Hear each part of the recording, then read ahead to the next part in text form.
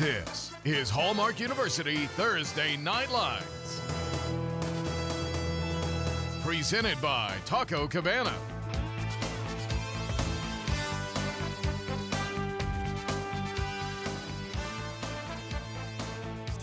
You are looking live at Boerne, Texas, where tonight we've got the South Side taking on the Hill Country on Hallmark University Thursday Night Lights, presented by Taco Cabana. Good evening, everybody. I'm Don Harris along with Chuck Migatinick.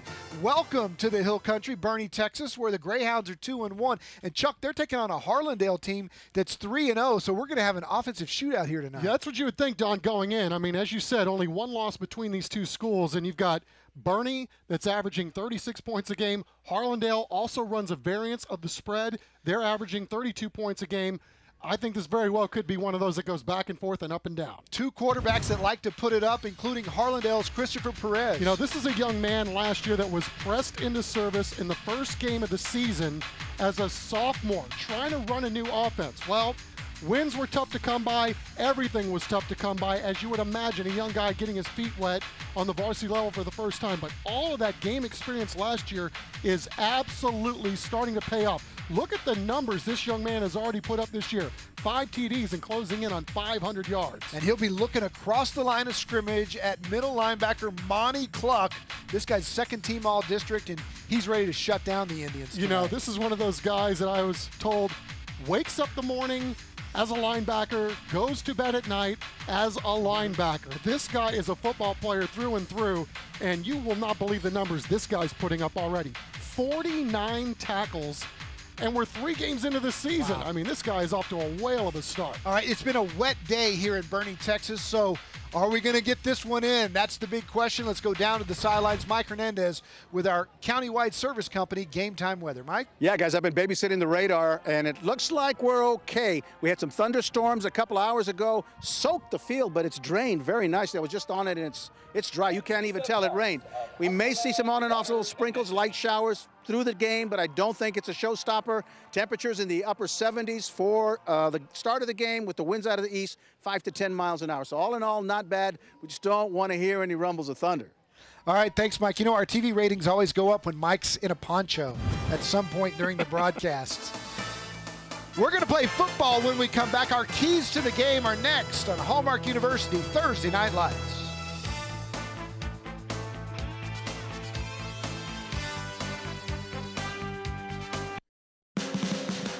You're watching Hallmark University Thursday Night Lights, presented by Taco Cabana.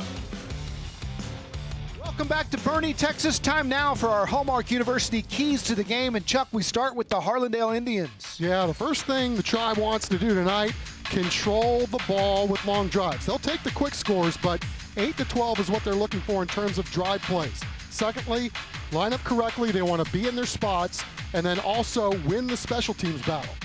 We asked Coach Albert Torres, how do you beat these Boerne Greyhounds?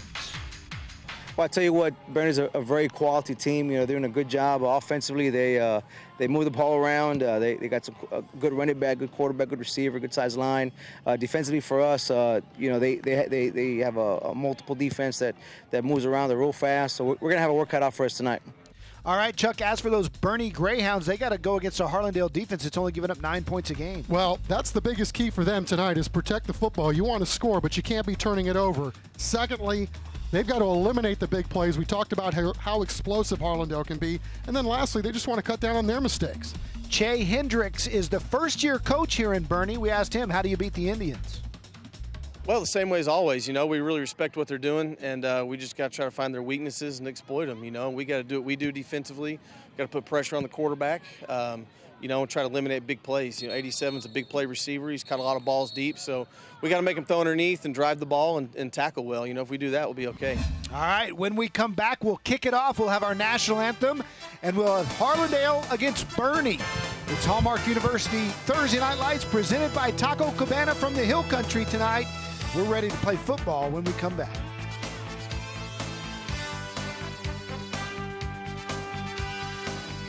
Closed captioning for tonight's game is sponsored by Roselle Gardens.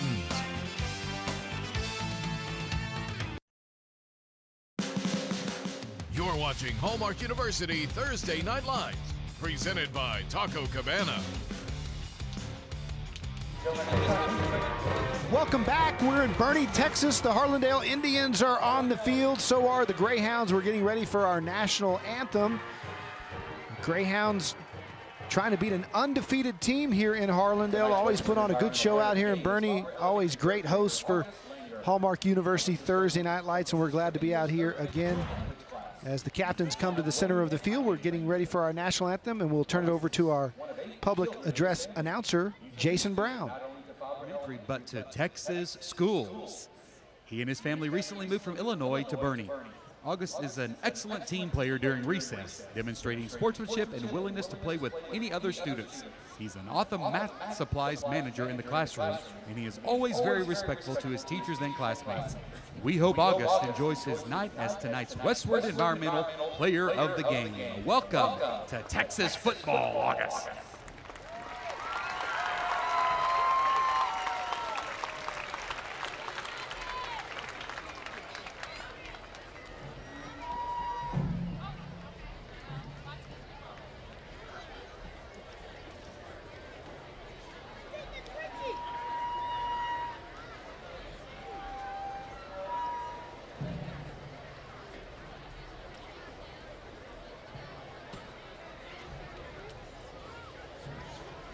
Boerne wins the toss and elects to defer to the second half.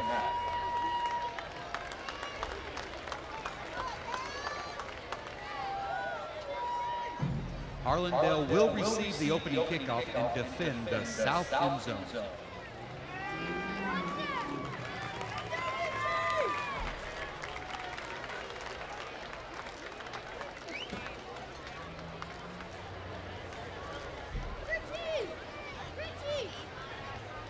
At this time, we'd like to ask everyone to please rise, remove your hats for tonight's national anthem.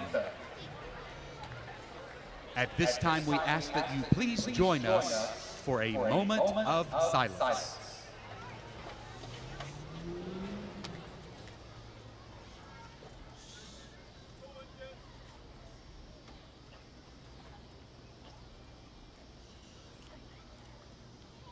American Guard, Cadet Captain Griffin Vestal.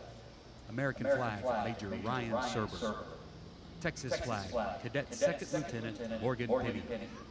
Texas Guard, Cadet Staff Sergeant Ryan Myers.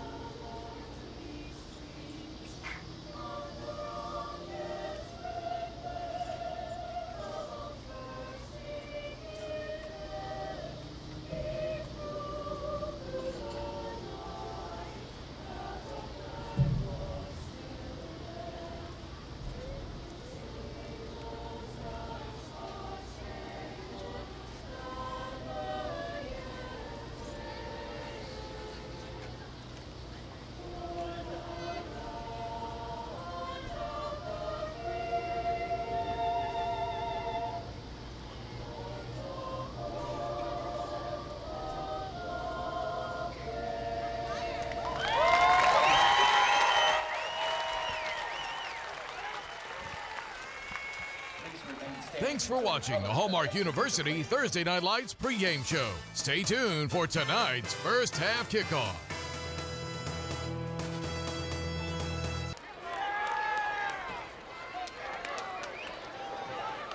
Welcome back to Boerne. We're ready to kick it off. The Greyhounds against the Harlandale Indians, who come in 3-0. As you saw, Boerne won the toss but deferred, and so Harlandale will get it first.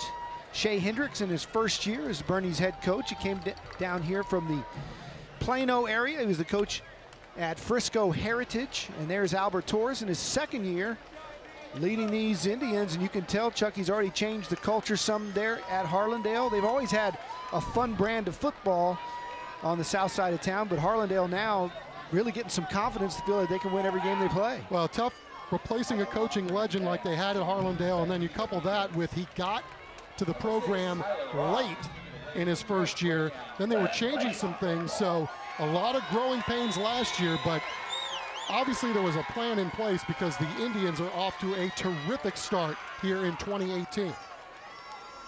All right, time for our first half kickoff presented by HEB. And the Indians back deep to receive. Stephen Ruiz and Michael Humphrey. And down the sidelines across the 34 to about the 35-yard line, and that's where Harlandale will have it first. Michael Humphrey with a nice little return there to kickstart this Harlandale offense on the first drive of the game. Michael Humphrey had our play of the week last week. He took the opening kickoff to the house. He's got some speed. Good on camera this week, talking to our cameras, try to hype this game too. Christopher Perez leading this team as the quarterback. Victor Perales has the most carries. He's number 22 in the backfield. He has it on first down, and he's stopped for a loss by that interior defensive Boerne. And guess who, Chuck? Monty Cluck, the guy we talked about pregame, the linebacker. As you take a look at this Harlandale offense, Jose Calderon leads that group up front, and Ruiz is the explosive wide receiver, number 87.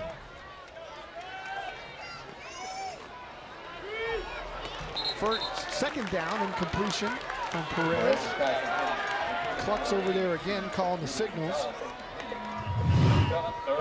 Gilbert Gomez over there. He's one of these players, as you look at the starting defense for Boerne.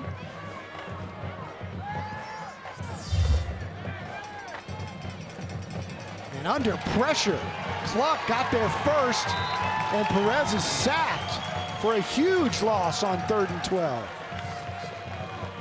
Well, just a lot of pressure and exactly the start that Harlandale was not looking to have. They do not want any 3 and outs, but again, pressure coming from all different places. And Monty Cluck, we're told this guy's motor is just something to behold, that they don't even know if the kid sleeps. Back to receive the punt is Douglas Hodo. He's their explosive receiver. He catches it at the 32, and this kid can fly. Gets across the 40, and he's dropped there at the 42-yard line. And that's where Boerne will have it first. Cole Boyd is their quarterback. And again, he's thrown for 10 touchdowns on the season already. He can run it as well, and they're led by second-team All-District running back Colton Poole as part of this offense as well. Boerne likes to put it up in the air, and Boyd and Hodo are a dangerous combination. Yeah, Boyd, 71% completion percentage a week ago. Fakes the handoff, keeps it himself. He's met it right at the line of scrimmage for no gain. Nice job by Seth Vera and that Harlandale defense as we take a look at this Greyhound starting lineup. First up front, Michael Tench is the center, and he's surrounded by Espinoza and company. Again, Hodo, a UT baseball commit as a sophomore, is their leading receiver.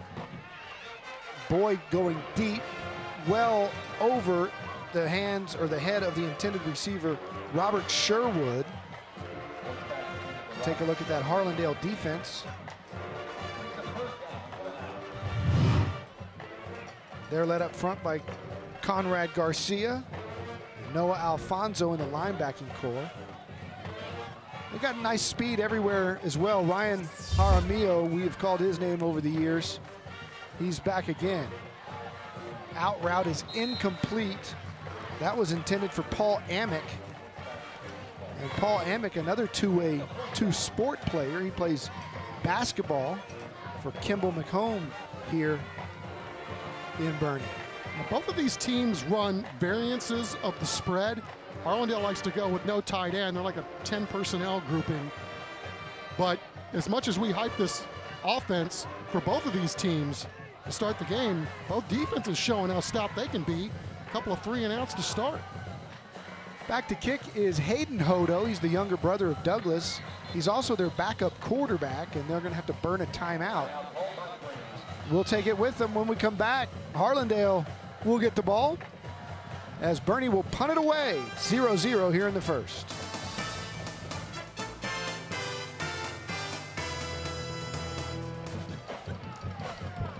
We're back live as Boerne ready to punt it away.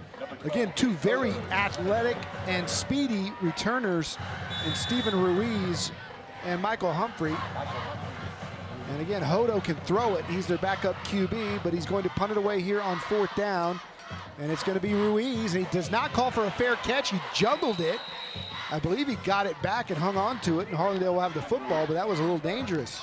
Let's go down to the sidelines. Mike Hernandez with Hallmark University. Yes, indeed. Hallmark University is who I'm with. This is CEO Brent Fessler. How you doing? Doing all right, Mike. How are you? I'm doing good. Every time we stand here, something crazy happens. Something exciting. That's why we're here. That's right. Also, a lot of exciting stuff going on at Hallmark University. Yeah. You know, last week we talked about digital marketing. We're really excited also about our bachelor degree in nursing. And it's one of the fastest ones in town, 32 months doing the prereqs with us, but if students already have their prerequisites, only 26 months. Wow. And so we're enrolling every 8 weeks in that program. So if you have aspirations to become a nurse, that's one of the most in-demand professions and one of the best paying professions here in San Antonio. Need thousands and thousands of them. So it's a really neat thing to look into, yeah. Another great reason to go to Hallmark University or to support that. Thank you so much. We appreciate you being our title sponsor. Oh, yeah. Say hi to Mom. Hey, Mom. Thanks, Mike. Had a free play there for Harlandale. Christopher Perez did a good job barking the signals to draw the Greyhounds offside. They'll take the 5-yard penalty. It'll be 1st and 5. And he fires again on the slant. That time it's complete for a Kielbasa Smoked Meat first down. And it's completed to Joel Perez, who already has 8 catches for over 100 yards on the season. And you can see they're going with tempo here, but a great job by Perez. A lot of young quarterbacks will just check it down there, and he had a guy wide open. Instead, he took the big play and got it. 3 receivers to the left. Turns and hands. And a nice gain for Victor Perales, their leading rusher. Almost gets another first down. He picks up about 9. They've got a lot of running backs at Harlandale, so they're going to do it by committee, but they played them all in the scrimmage before their season started, but Perales has kind of taken this thing and owned it to this point. He got to the stick, they rule, so it's a Kielbasa Smoked Meat first down as they run the option. Pitch it to him this side. He's got some room. Coming up, making the tackle for Boerne is Pearson Craycraft. And if not for Craycraft grabbing around the legs, that one could have busted open for big yardage. Yeah, and he did a really good job shucking his block in order to make that play. I agree, that thing was going to go for a whole lot more. 2nd and 4 for Perez. Straight drop, he's going to throw the little screen underneath. And it's got yardage, it's got a first down and more, as Victor Perales does a nice job of breaking a couple of tackles before he's finally brought down by Craycraft again. And the guys up for Harlandale doing an outstanding job of selling this screen. Let the traffic get back there, and then just throw it over the front line of the defense. And then from there, 22 is going to make some guys miss. Another Kielbasa Smoked Meat first down for Perez, who drops and fires deep. Got double coverage down there, and it might have been picked off, and it was. Playing safety is Julio Riggs, and he came over and made a big-time play on that football. The quarterback's throwing to a spot right there, and Riggs is reading it all the way. Having a huge year himself and plays this one all the way. Little center field action, leaps up, takes it away from the receiver, and gets the ball back for his squad. Stephen Ruiz was the intended receiver. Riggs makes the great defensive stop.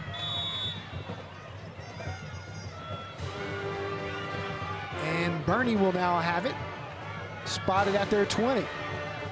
They'll line up Colton Poole behind Cole Boyd. Brandon Seifert, their other running back. They're going to fire it out here to Hodo. No blockers for him. He's in trouble, and he's taken down by the entire tribe.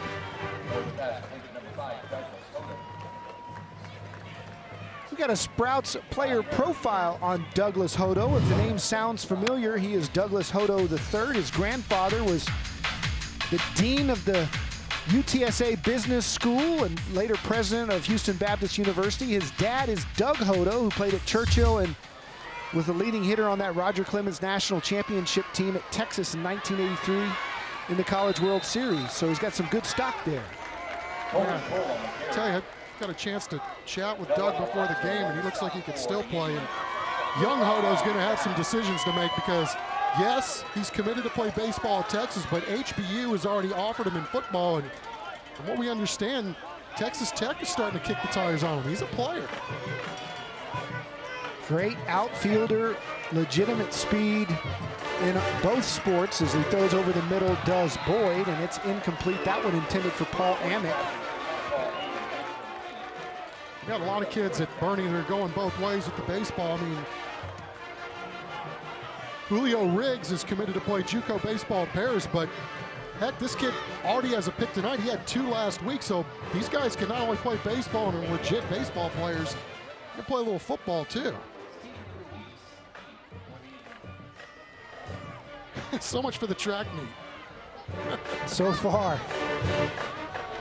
Harlandale had a nice drive the last time they had it until the interception, and this punt takes a great roll for Boerne inside the 40 and inside the 35-yard line, and that's where the Indians will have it when we come back. It's all knotted up at zeros. Harlandale's turn again when we come back.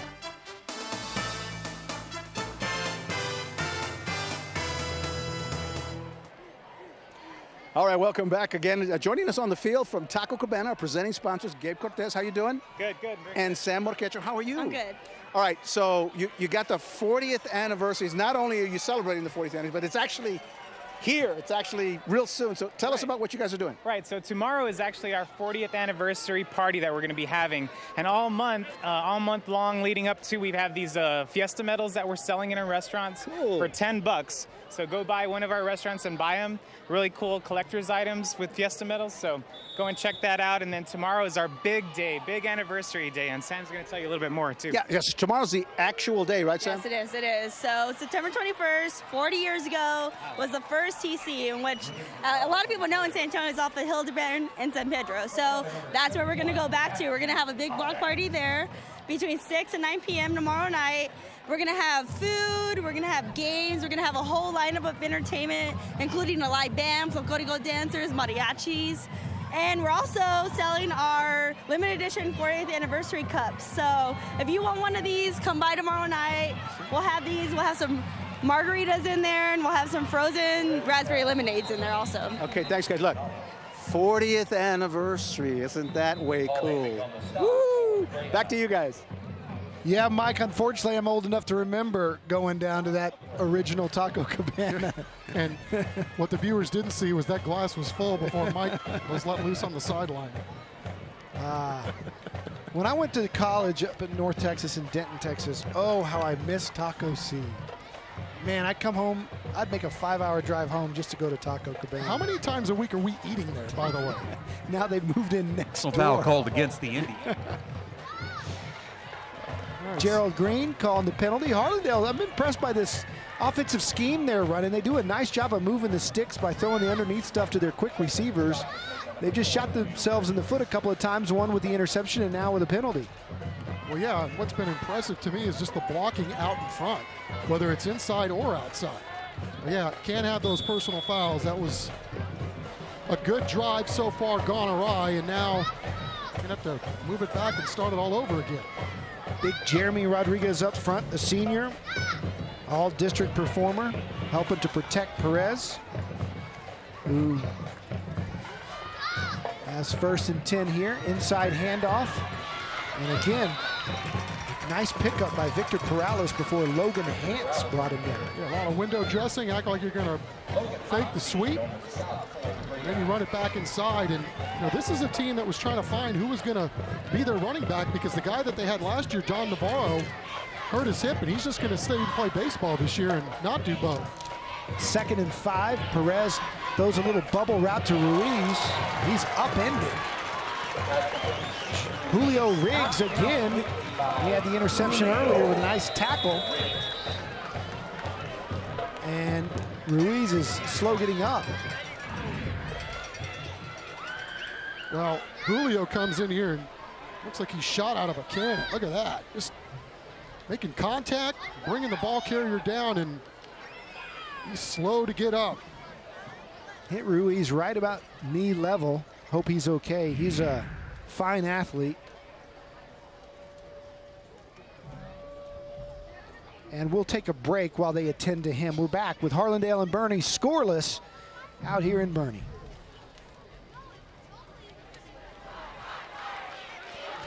Welcome back as we take a look at our Alamo Real Estate Brokers Smile Cam. A lot of fans smiling out here tonight. Ruiz got up.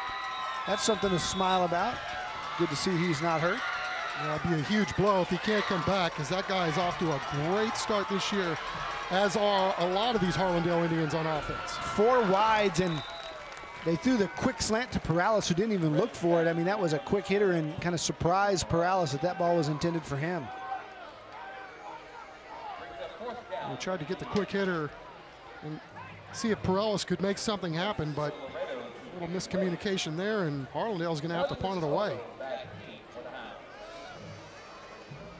Francisco Loredo does all of the kicking duties for the Indians. Kicks off, punts, extra points, etc. Low kick headed towards Hodo.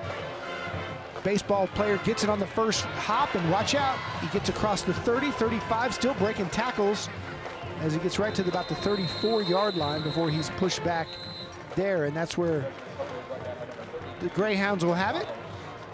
And we'll be back in 30 seconds. In South Texas, it can get hot and sweaty outside, but it shouldn't be hot and sweaty inside your house. If it is, contact Air Today Heating and Air Conditioning.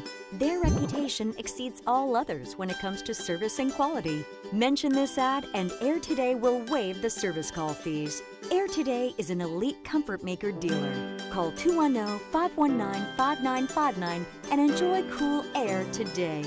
Proud sponsor of Thursday Night Lights. 1st and 10 for Cole Boyd, who throws the slant. It's completed for about 7 yards. That's intended and caught by Ben Welch.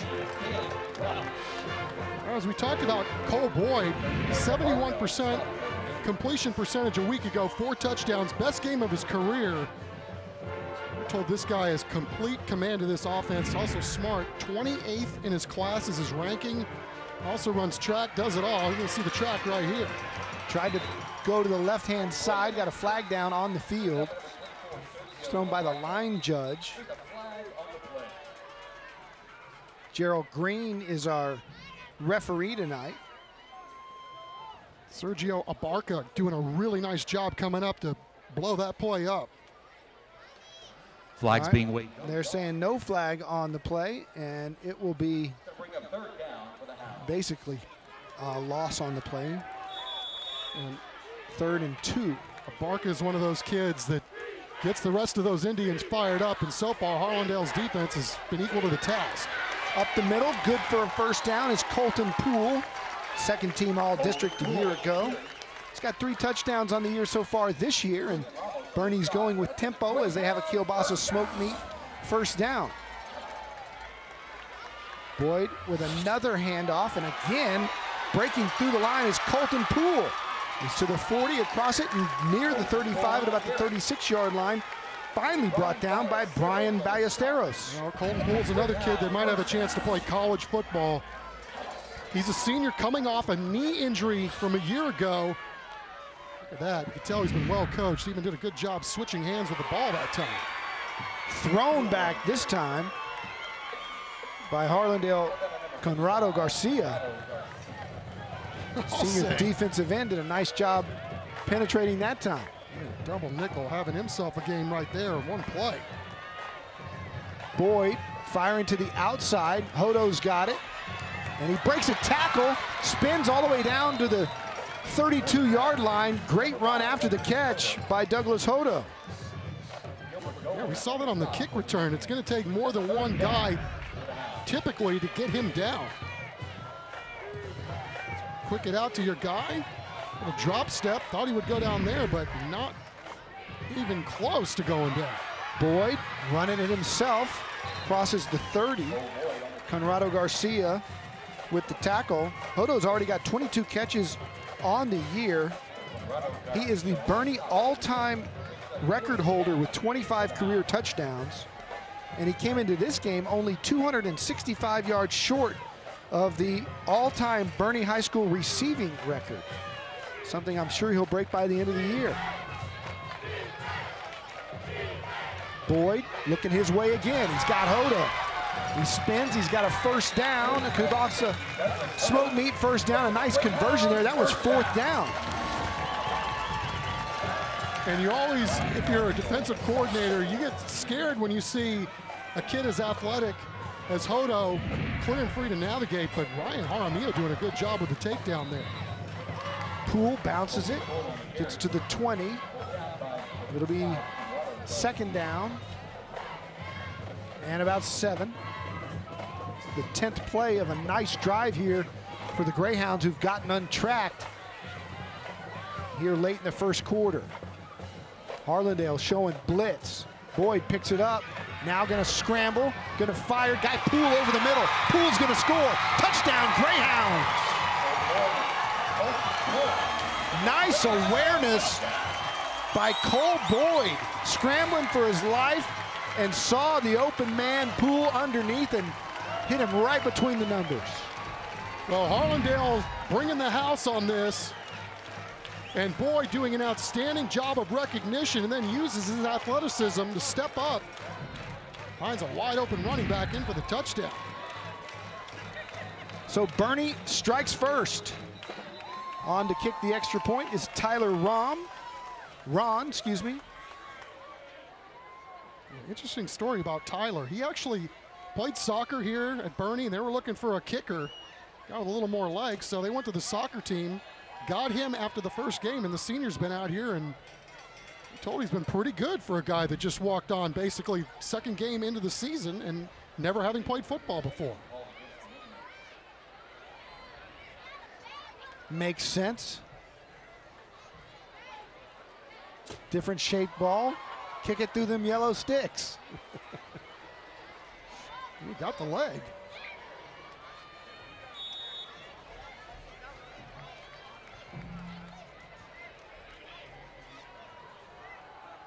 And his kick is up and right down Main Street. And Boerne takes a 7-0 lead here at home.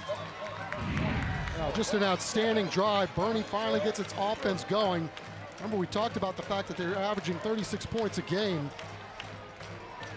Just find the open guy, and anytime you can see a guy like Colton Poole and as athletic as he is, that wide open, you're going to take that every time.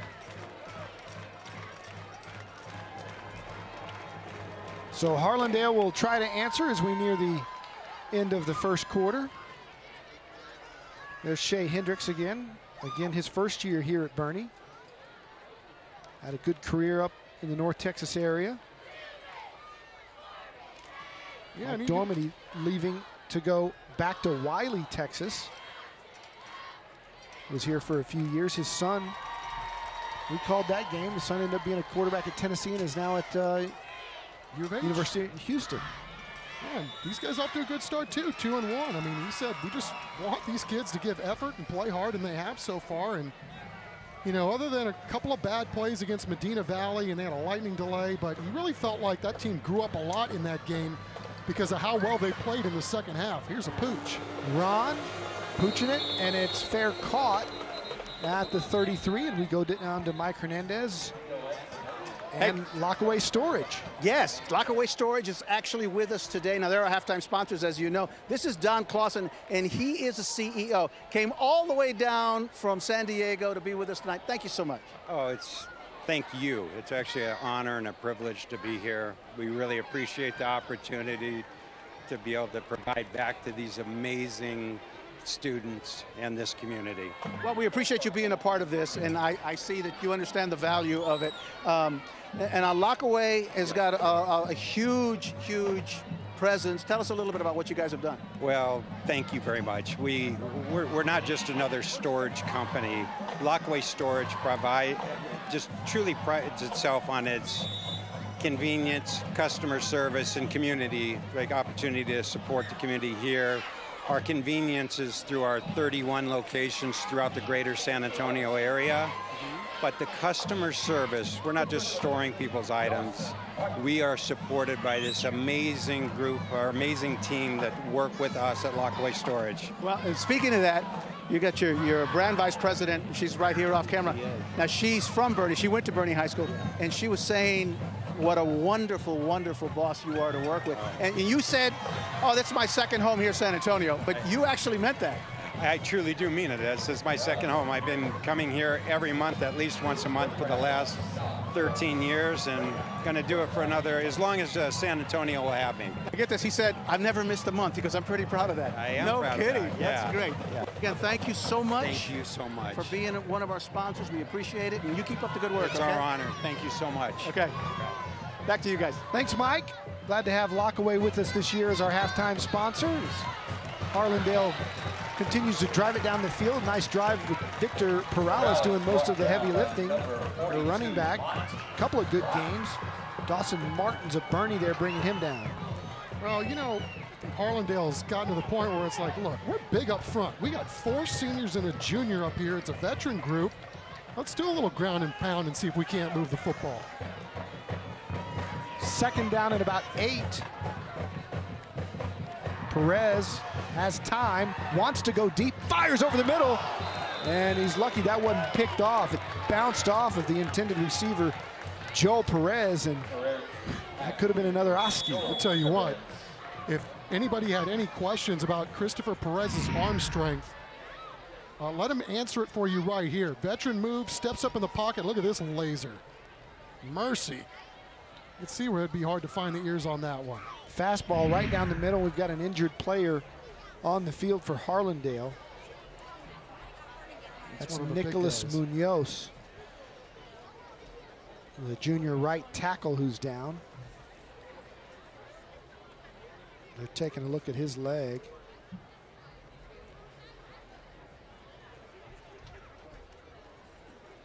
And we will take a timeout with them as they attend to that young man on the field. We'll be back in just a second. Is Vulcan Materials Company? You see our trucks on roads all over San Antonio and the surrounding area. But what do? Well, our story began over 100 years ago, and today we are the nation's largest producer of aggregates. That's stone, sand, and gravel. Plus, we produce construction-based materials including asphalt and ready-mixed concrete, the stuff to build the roads you travel, the schools your kids attend, and the homes you live in. Everywhere you look, you will see our footprint. Our story is one built on the talent, dedication, and performance of our employees. Hardworking San Antonians just like you. Our mission is to be responsible stewards with respect to the safety and environmental impact of our operations and products. In other words, we want to be your good neighbor, doing the right thing, the right way, all the time. The Vulcan way. Who are we? We're the ones helping to build a rock-solid future in San Antonio. Vulcan Materials Company, proud sponsor of Thursday Night Lights and Scholar Athletes. They have helped Munoz off the field. He's walking off with his teammates, limping, but putting weight on it. That's a good sign. Well, Nick was a young man that they kind of threw to the Wolves also as a sophomore. He's the one junior that they had on the offensive line, but he played a whole heck of a lot last year, and he's the big man over there on the right side, so hopefully he can return, because that would be a huge blow for the Indians. So it'll be third down and 8 for Perez. They look back to coaching staff for the call. Well, check with me and then move one of the receivers down here and fully loaded on the left side. Under pressure, Perez gets out of it and fires and completes it. And close to a first down, if not getting one, is Joel Perez. Really good job by Christopher Perez again. One of those Boerne guys shot through and gave him all he could handle. Oh, great move there by the Boerne defense. But then look at him step up and find his receiver, but Colton Poole doing a little two-way action here and almost made the play back there. The rain starts to fall again pretty heavily here at Boerne Stadium as the patrons duck and Mike Hernandez scrambles for his aforementioned poncho. And that's the end of the first quarter. Boerne's on top, 7-0. The rains are coming down here in Boerne, and we're going to come back with the second quarter when Harlandale on the move.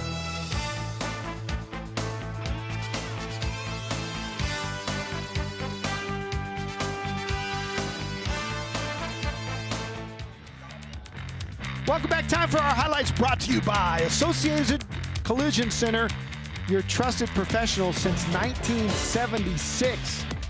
Boerne was sparked by the interception by Julio Riggs that ended a Harlandale drive. And then the Greyhounds got going a little bit after that. Their first big-time drive of the game, and a really good play by Cole Boyd going underneath to his favorite target from the backfield. That's Poole, and he did the rest, and that's where we are, 7-0 Greyhounds. Harlandale moving it, though, in Boerne territory, and that one just goes right through the hands of the intended receiver as it's gotten a little slippery out there. As Chuck, we take a look at our first half stats. Yeah, both teams doing a pretty good job moving the football. But Harlandale, that one turnover was a killer, and then they had one of those penalties that really set back a drive where they were on their way. It looked like they were marching down the field, but Boerne making the most of their opportunity. The third time they got the ball and cashed it in for 7, and that's where we stand. Slick ball maybe responsible for that drop as they hand it right up the middle. Perales picks up about 7. Great read by Christopher Perez because they were blitzing that run pretty heavily, was Boerne. If he hangs onto that ball and tries to do something with it, he would have gotten crushed. He got crushed anyway, but would have been a loss. So Harlandale finding some nice sledding here, just pounding the ball. 4th down for Harlandale. It's 4th and 5, and this is obviously no man's land. So they're going to go for it. Perez looking right, running, fumbles.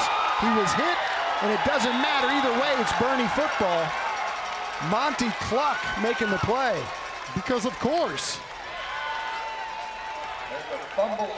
Recovered by number 50. That is Dawson Martins. And he's the right place at the right time. Well, Cluck just doing a really good job, took an inside route, got to the quarterback, knocked it away, and boy, you know, when you see a guy coming into a game that's got almost 50 tackles in 3 games, you're thinking you're going to see him all over the field, and that's been exactly the case tonight so far. So it'll be 1st and 10. Kielbasa Smoke Meat first down, and they hand to Colton Poole, who's already scored once tonight, gets outside, picks up about 6. 2nd and 4. Ryan Aramillo there on the tackle. Yeah, Poole doing a really nice job, just kind of gliding and waiting for something to develop, and then got the edge and picked up half the sticks right there on 1 carry.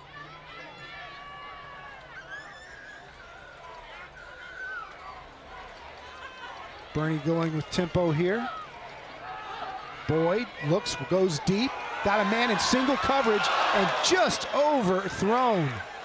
He had a speedy Paul Amick blazing down the right sideline and just missed him. Boy, really nice touch on this long pass. And they just can't quite make the connection there, but you know, as much love and attention as Douglas Hodo gets, and rightfully so, I mean, they've got a lot of guys. I mean, Amick's got a chance to play college football. They got Robert Sherwood. They got 3 really good ones, and David Ramirez at tight end. He's pretty good too. 3rd and 5. They throw the slant. That's completed for the 1st down. Robert Sherwood,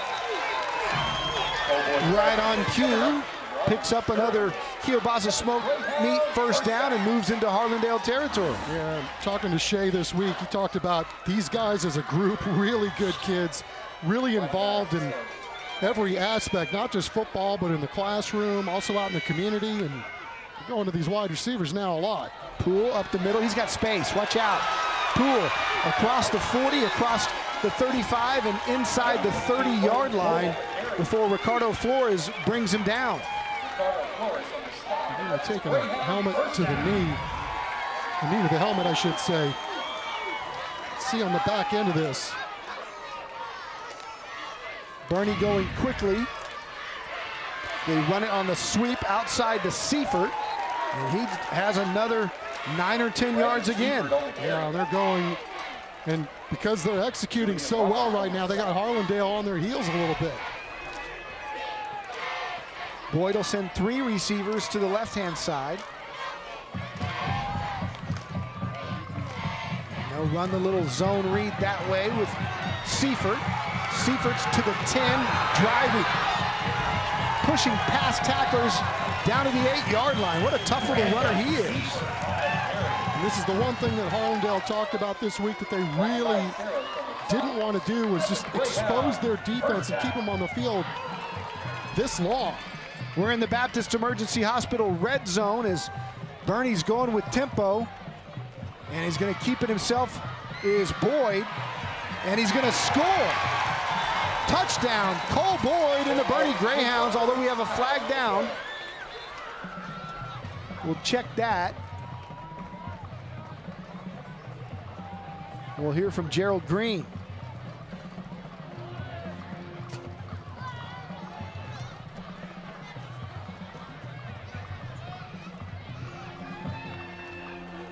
Holding call. All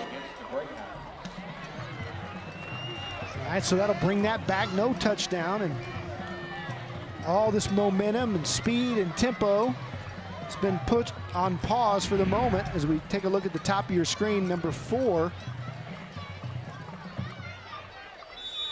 was called for it. Tell you what, little chicanery going on at the top of the screen there. A couple of guys going out on the ground that wasn't called. If that was the hold, there wasn't anything called afterwards. All right, so first and goal from the 13. Boyd looking to his left, firing for Hodo, and it's over his outstretched hands. Pretty good coverage down there by the Indians on the back end. As we said, this Harlandale defense has been on the turf a lot in this first half. They really wanted to have some long drives, the Indians did, so that they'd give their defense a little bit of a breather with so much weaponry at the disposal of these Boerne Greyhounds. Ryan Jaramillo there with good coverage. As they lose the football, and Harlandale's got it. Also a flag down, so we'll see what that is. Conrado Garcia came up with it. Ball security, Don, obviously at a premium every play, but you got to be really cognizant of what's going on when it's raining. And that penalty is going to be declined, and it will be Indian football. So Boerne had a touchdown taken off the board, and then just some miscommunication there as Boyd intended to hand it off to Poole, and Poole thought Boyd was going to keep it. Let's go down to the sidelines of Mike Hernandez. Mike? Yeah, I'm joined by Riley Walker from San Antonio Sports. How you doing? I'm doing great, Mike. How are you? Watching a good game here. Big turnover there. Hey, tell us about this cheer squad deal that you have going on, because it's got some pretty good prizes. It's got some pretty good opportunities for some of the squads around the city. Absolutely. So it's called the San Antonio Sports Cheer Challenge, powered by CPS Energy. And what it is, it's an opportunity for 4 cheer squads to cheer in the National All-American Bowl or the San Antonio Sports All-Star Football Game. First place wins $1,000 and second place wins $500. The event is January 5th, and you can register online at cw35.com. They stopped taking the applications, and you said? Good question. Registration will end on October 3rd, and voting will begin October 4th. Gotcha. Okay, Riley Walker, thank you as always. Appreciate it. As always. Thank you, San Antonio Sports. Back to you guys. All right, thanks a lot, Mike. Thanks, Riley. Handoff went inside for Harlandale. They'll have third and about 4. Victor Perales on the carry. Jason Garza, number 70, is in on the right side now because of the injury. And Boerne's making some defensive adjustments. I think they were getting gashed there on some of these runs and starting to stack the box a little more thick. Again, 3rd down and 5 for Perez. Going to throw a little screen, and it's caught, and it's going to convert the first down. Again, nice little off-balance offensive coordinating there by the Harlandale coaching staff as Leo Espinoza picks up the first down. That was really hard running at the end of that by Leo Espinoza. He was not going to go down and took multiple guys to finally get him on the ground. And a huge conversion for the Harlandale offense as they try to pick up their defense after that big turnover.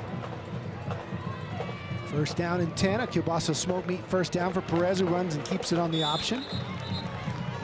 I think if he had it to do over again, he'd pitch that at the last minute because Victor Perales was wide open with a whole lot of green in front of him. Logan Hance on the tackle. Think of it this way, don't take the hit. Let somebody else take the hit. No doubt. 2nd down and 9 for Harlandale. Inside handoff, Perales, another nice gain.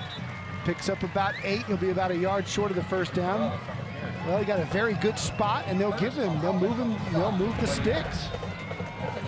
As we said, Perales has been pretty much the man in Harlandale these last 2 games. And he has had some really tough, hard runs, and it's paying off for the Indians. See the different signals coming in from the Harlandale coaching staff. Very impressed with the way they run this offense.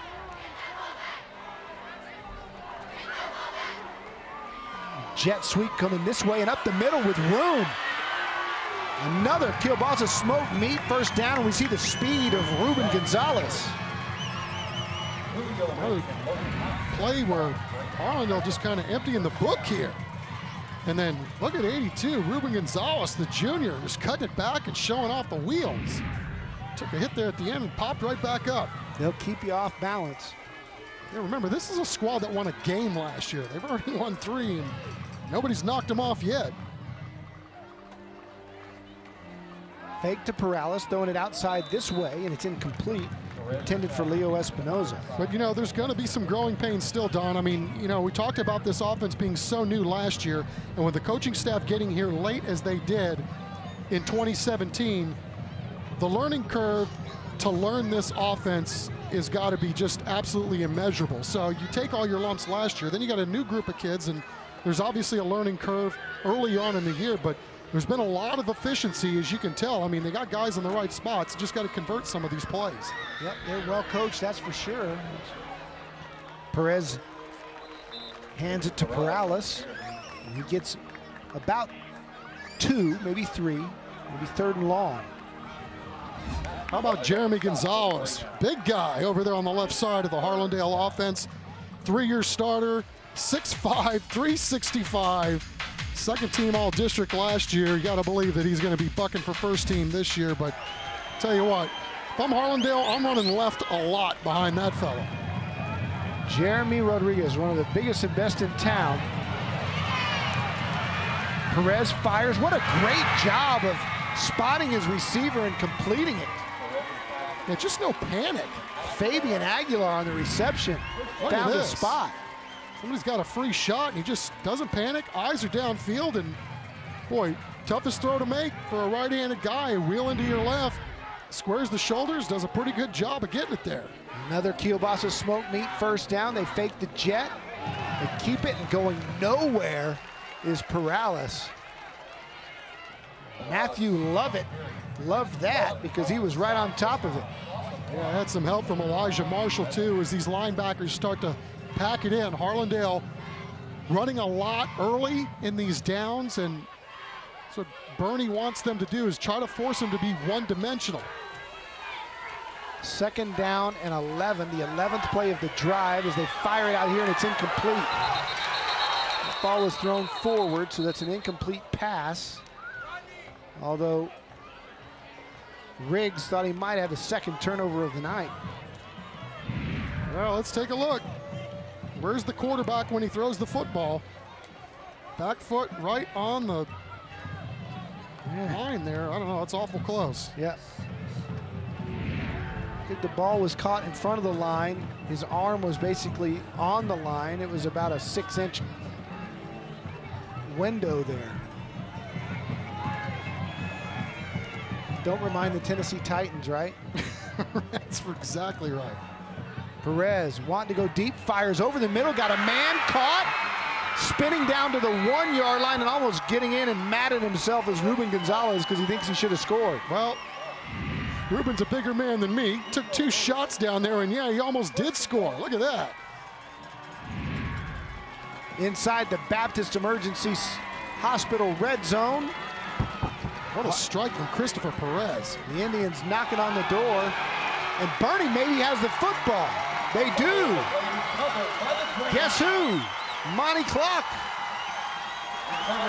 Boy, this guy's been all over the field, and what a huge turn of events for Bernie. Just trying to hand it off, and nobody can find the ears, and when you're as active as Monty Cluck, good things seem to happen. You know, both teams now have had the same play, bite them right inside the red zone. Bernie had a mishandle between Boyd and Poole, and now Harlandale has a mishandle. Both on that zone read and both inside the 10. Let's take another look. Who's getting it? Well, they look like they were going to go with the sweep. I don't know if that was intentional or not, or the ball was just nicked. Meanwhile, Poole bunches it out from the 1, gets across the 10. Nice gain of about 8. It'll be 2nd and a long 2. Harlandale's got to be very cognizant of the deep ball here. Whistles blow, and I think Harlandale wants a timeout, and they're taking it. We'll take it with them. Fun times out here in the Hill Country. In Boerne, Texas, the Greyhounds lead Harlandale 7-0. Got about 4.5 minutes to go in the 2nd quarter on Hallmark University Thursday Night Lights.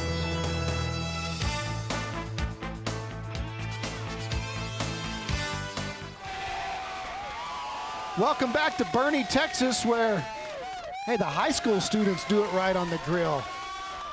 It's our Alamo Real Estate Brokers Smile Cam, the concession stand going strong. Chuck, you want anything? Actually, I could use a bag of those Cheetos right Okay. I'm headed that way. Well, the meat looked pretty good, too. 2nd and 2. And we're clear for play here. He's going to throw a little screen underneath to Poole. He's got some space outside. Poole now across the middle. Watch out. He's to the 40 and he's got room. He's got the speed. 1 man to beat at the 10, and he's tripped up at the 5-yard line. Huge play by Colton Poole. Michael Humphrey showed incredible speed to run him down. Great play design by Boerne. This sucker punch him with a screen. We saw it work earlier for Harlandale. Look at that, everybody sags in, goes after the quarterback, and then in the open spaces, Poole is just spectacular. Here's Seifert up the middle. Seifert down to the 2, inside the 2, as we're in the Baptist Emergency Hospital red zone. Boerne wants to go quick with Seifert right behind Boyd. And Boyd will keep. And Boyd walks in. Touchdown, Greyhounds. No flags. You can't draw it up any quicker than that, huh? A few plays later and you're in the house. What a swing. Harlandale was knocking on the door at the 2-yard line. Boerne turns him over, has a 83-yard screenplay, and instead of it being a tie game, it's a 2-scored game. Harlandale gambling on the RPO. They chase the running back, and moments later, the QB's in the house for 6. Extra point is good. And the Greyhounds do it with defense and then offense, and they lead it by 2 touchdowns, 14-0.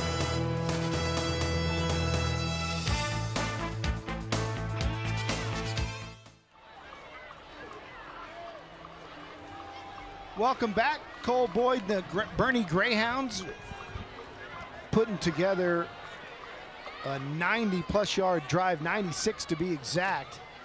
And it only took 1:11 thanks to an 83-yard screen pass to Colton Poole.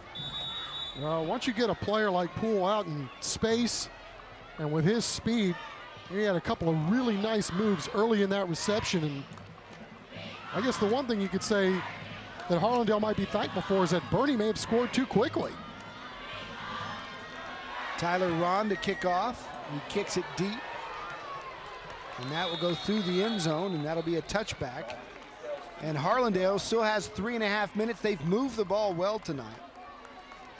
They've had 1 interception in the end zone and then a fumble knocking on the door. Well, we talked about how explosive both of these offenses are and the fact that both of them are averaging over 30 points a game. So, you know, Harlandale's got big playability in them as well. And coming into this ballgame, Christopher Perez off to a great start. Almost 500 yards passing coming in and 5 touchdowns. They've had some success running the ball as well. So, you know, you got 3.5. You don't have to give up on the run just yet. Hey, Chuck, while we have a minute here, let me tell you about Beyond the Game. San Antonio Sports and the Methodist Healthcare are recognizing teams that have exhibited key values through their actions. To learn how parents, teachers, and coaches can nominate teams that go beyond the game, just visit sanantoniosports.org and watch the halftime show for teams that are going beyond the game.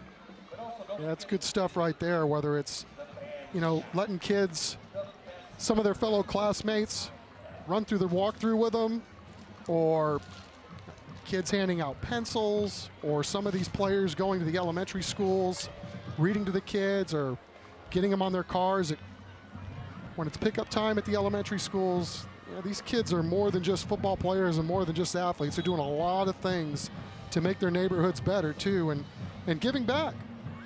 It's kind of cool that we spotlight it. Absolutely, fun times to watch those little middle schoolers who look up so much to these athletes, get a visit from them. Elementary school kids, like you said, have reading times. It's all good stuff. Handoff to Perales goes nowhere as Boerne stops that at the 25. Dawson Martins and Keaton Patrick on the tackle. Again, Harlandale is so big up front. I don't blame him for going right back to the run. You know, start pounding away in the first half like that, and all of a sudden in the second half, those runs get bigger and bigger. Body blows. They'll run Perales again, and Cluck is there to bring him down. Well, now you got to put it up. 42's in on another play. Boerne wants to stop the clock because they think they're going to get the football back, and they are with 3 minutes to go here.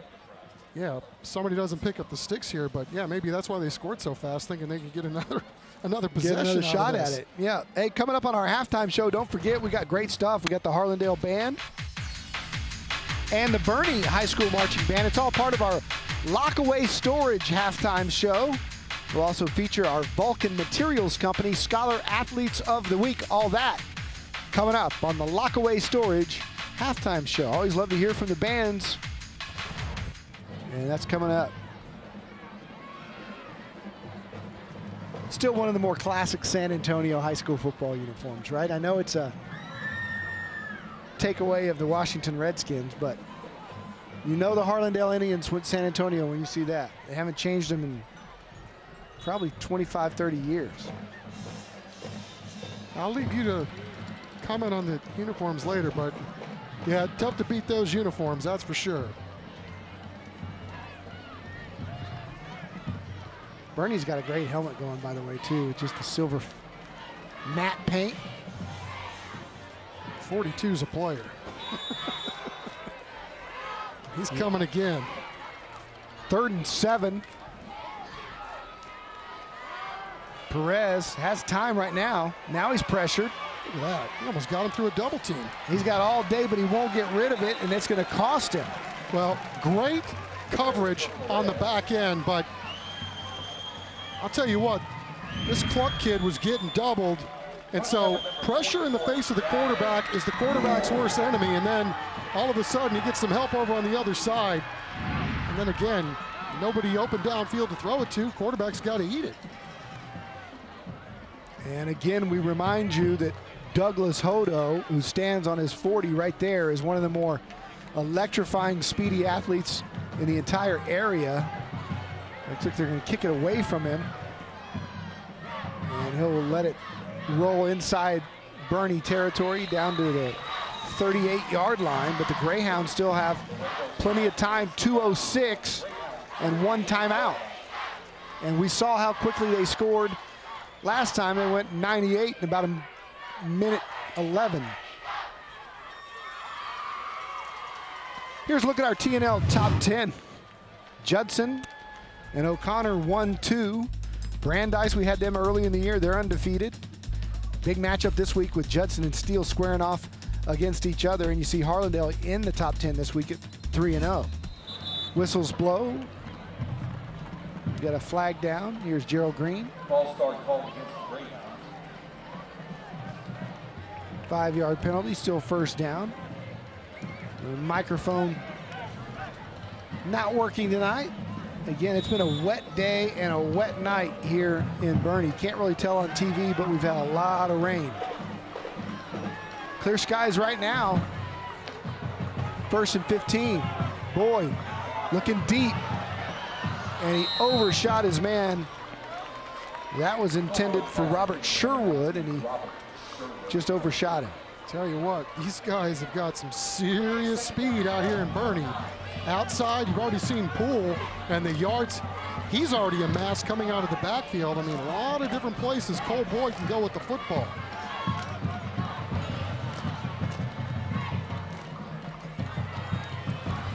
Four wides, 2 on either side on 2nd and 15. Looking right, throwing over the middle, and he airmailed it again, looking for Sherwood. A good defense on the back end by Harlandale that time. They brought a little pressure from the left side. Boyd doing a nice job.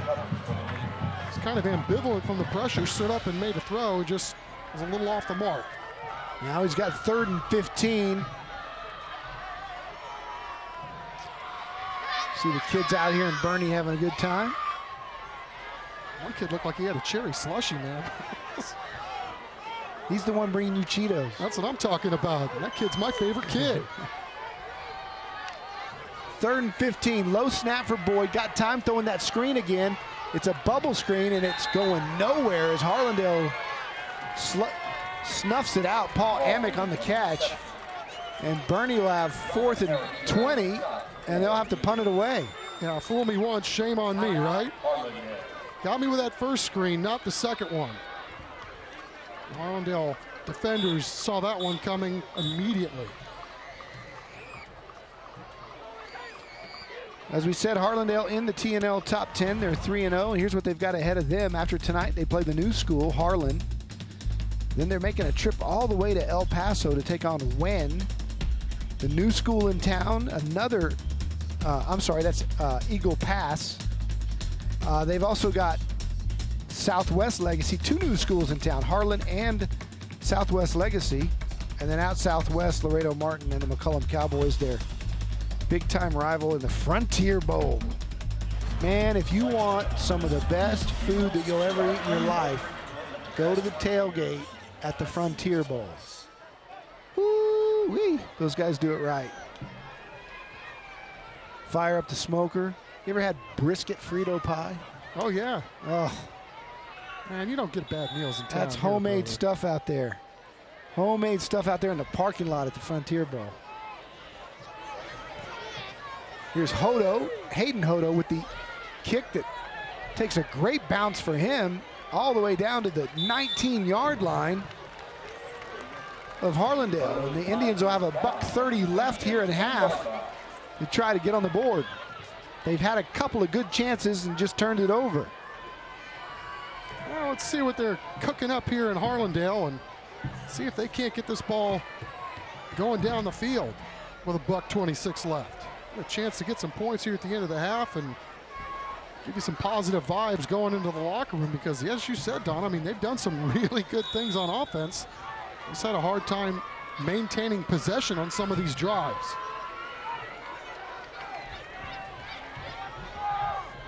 We've also got 2 timeouts. They may have a free play here. That ball's incomplete. But there's a flag down, and I believe the hard count drew the Greyhounds offside. Well, it's a good start to the drive. Offside's called against the Greyhounds. So they always say about these 2-minute offenses, what's the most important play? The first one. You want to get something going positive in the right direction, and sure looks like Christopher Perez has got a little Aaron Rodgers in him in terms of drawing other teams off. May have gotten him again. Yep. Fires this time to the outside. There's going to be a gain there. They may take the play and the first down. Joel Perez getting out of bounds. Smart play. And Boerne's going to have to learn to just wait till it's snapped.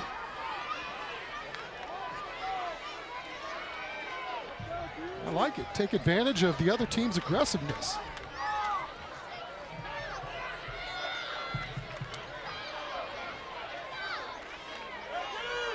First and 10.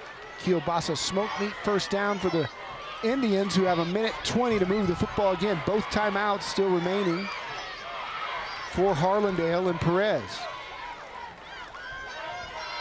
Hands off. That's going nowhere. They may burn one of those now. After a run play, they don't. Logan Hance on the tackle, and we tick inside of a minute. Yeah, I think that's one of those, if you're going to run a play like that, you got to have the next play called, because the clock is ticking down.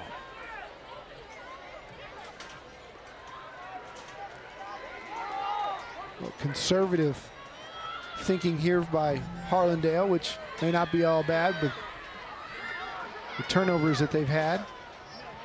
Little jet sweep fake, they hand off again, and they're going to let this clock just run out. They will be content, it looks like, to head to the half, down 2 touchdowns.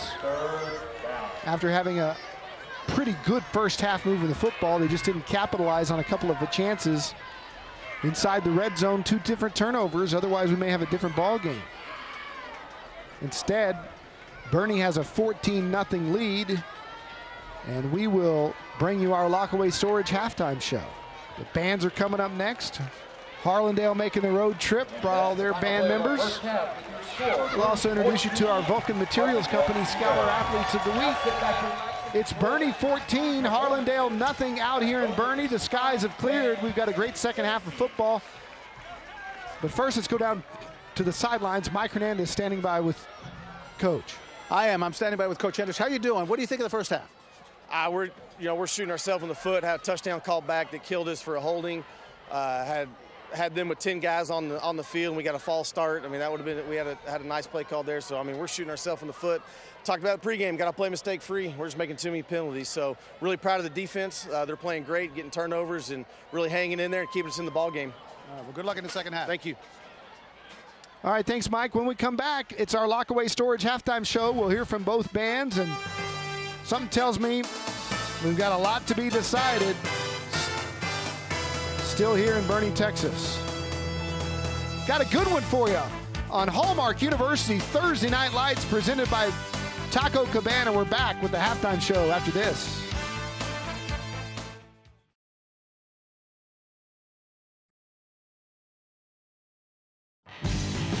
Welcome to the Lockaway Storage halftime show.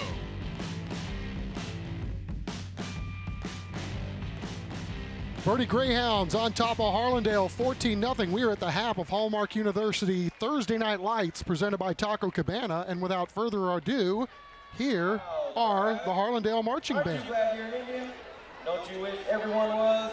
Now here they are, from Fredericksburg to Gettysburg, Austin to Boston, Alice to Dallas, from over the Red River to the Rio Grande and everywhere in between. We proudly present to you the pride of the South Side, the $1 Million Band from Indians Land.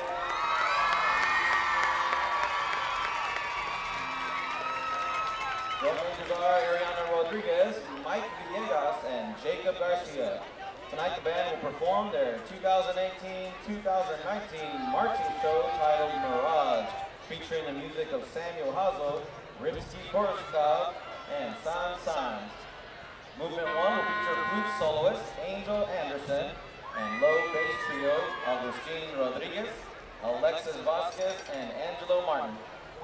Movement 2 will feature clarinet soloist Carla Perez. The section of the week is the trumpets. Drum majors, your band ready. The field is yours.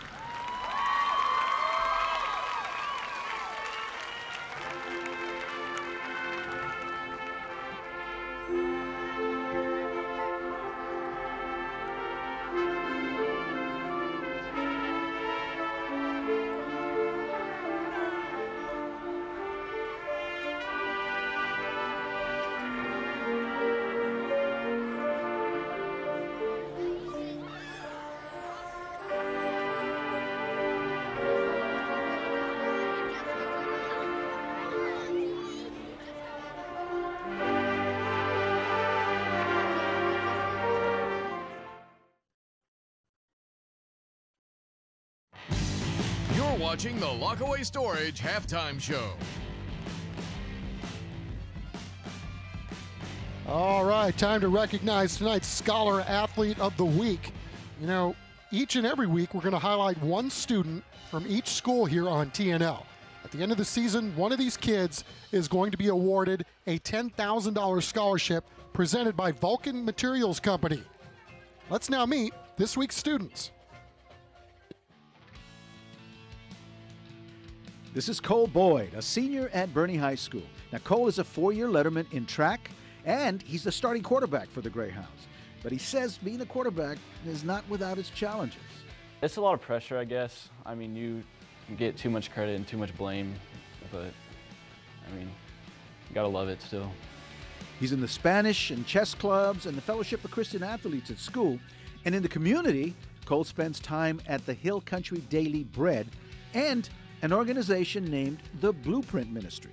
Yeah, Blueprint, it's a summer thing. It's 3 nights, 4 days, and it's just, you go to downtown San Antonio and we help people who don't have enough money to redo their houses, and like they have leaks in their roofs and stuff like that. He does all this and yet still finds a way to maintain a 102.5 grade point average. Definitely hard, I guess, balancing that with plus having a phone, having social media and friends and everything. It's a lot of work, late nights, waking up early to finish homework, doing stuff like that, but I mean, you gotta get it done. Cole is hoping that he can play football in college, and he's looking at majoring in either business or economics. Our next Scholar Athlete is Michael Humphrey from Harlandale High. Michael is a 2-sport athlete, football, where he's a cornerback, and he also runs on the track team, which he's done for 4 years. I run the 100 meter and the 200 meter. It's a passion for me. I've been running, my whole life. I've always liked track. It's a passion for me, and I think track season's gonna go good. I've been in the area twice. And it's been good. He's a member of the National Honor Society and carries a 96 GPA. And he also volunteers in something called Partners in PE. In school, I'm currently in a peer assistance class. That's where we help the life skills program. It's like a PE class where we just go out and have fun and help them get ready for the Special Olympics. It's fun, and you make great friends in there, and it's a joy to see them have fun and accomplish their goals. And Michael has some very special people that have inspired him. Well, my inspirations, of course, are my 2 parents. But one in particular would be my grandfather. He's always been fighting. He's always gone through a lot of tough things. He always stays fighting. And I look at him just in shock that he's still moving, still strong. And I know if he fights, I can fight. John Berger, representing Vulcan Materials Company, presented certificates to Michael and Cole. This week's Scholar Athletes of the Week.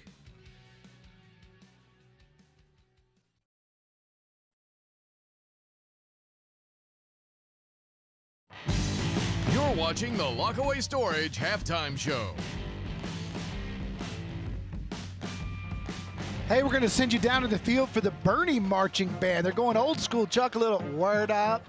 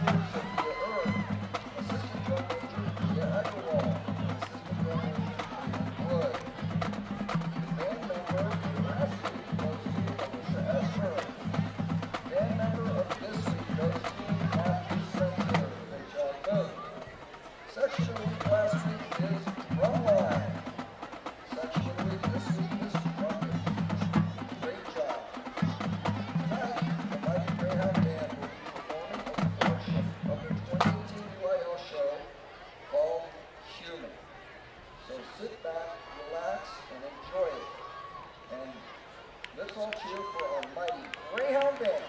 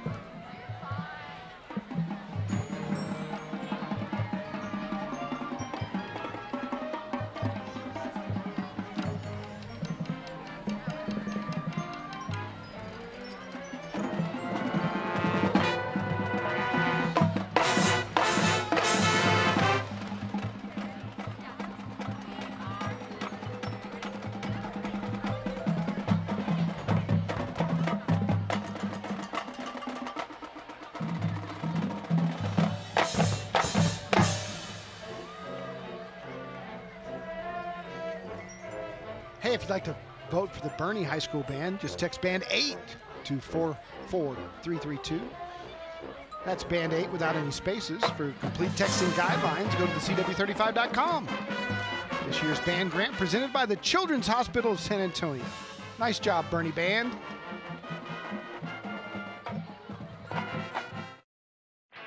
San Antonio middle and high school athletes are doing great things for our community. San Antonio Sports and Methodist Healthcare are shining the light on teams that model key values through their actions. This week, we recognized 2 rival schools that united for a joint service project. During the weekend preceding their annual Holy Bowl, the Central Catholic and Holy Cross High School football teams, with the mottos of brotherhood and more than a game, worked together at the Guadalupe Community Center, improving the garden, cleaning the facility, and painting the exterior. The teams also celebrated a joint mass before their matchup. It was a great team-building opportunity that demonstrated the beyond-the-game values of selfless service, caring, sportsmanship, and respect.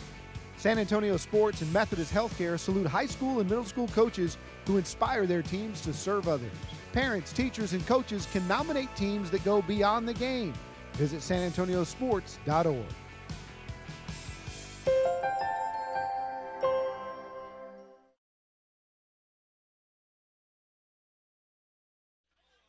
Thanks for watching the Lockaway Storage Halftime Show. Stay tuned for the second half kickoff.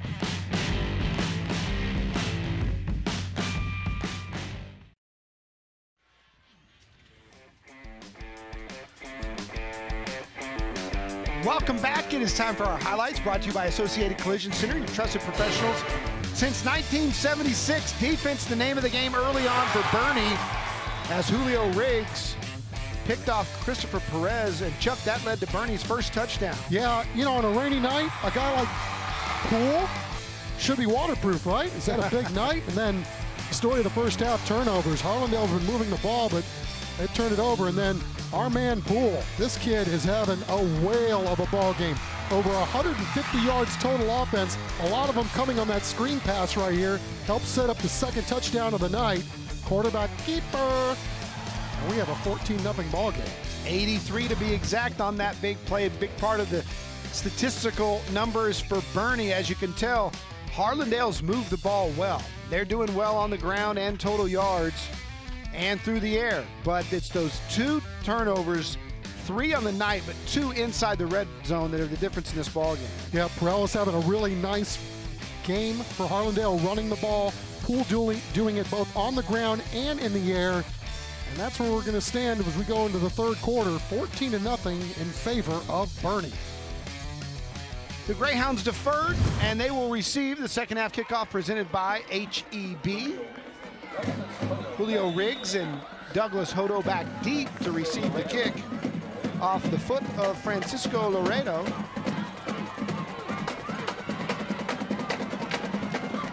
Talking to Shay Hendrix, Mike Hernandez on the sideline, and halftime that you would have thought Boerne was behind 14-0.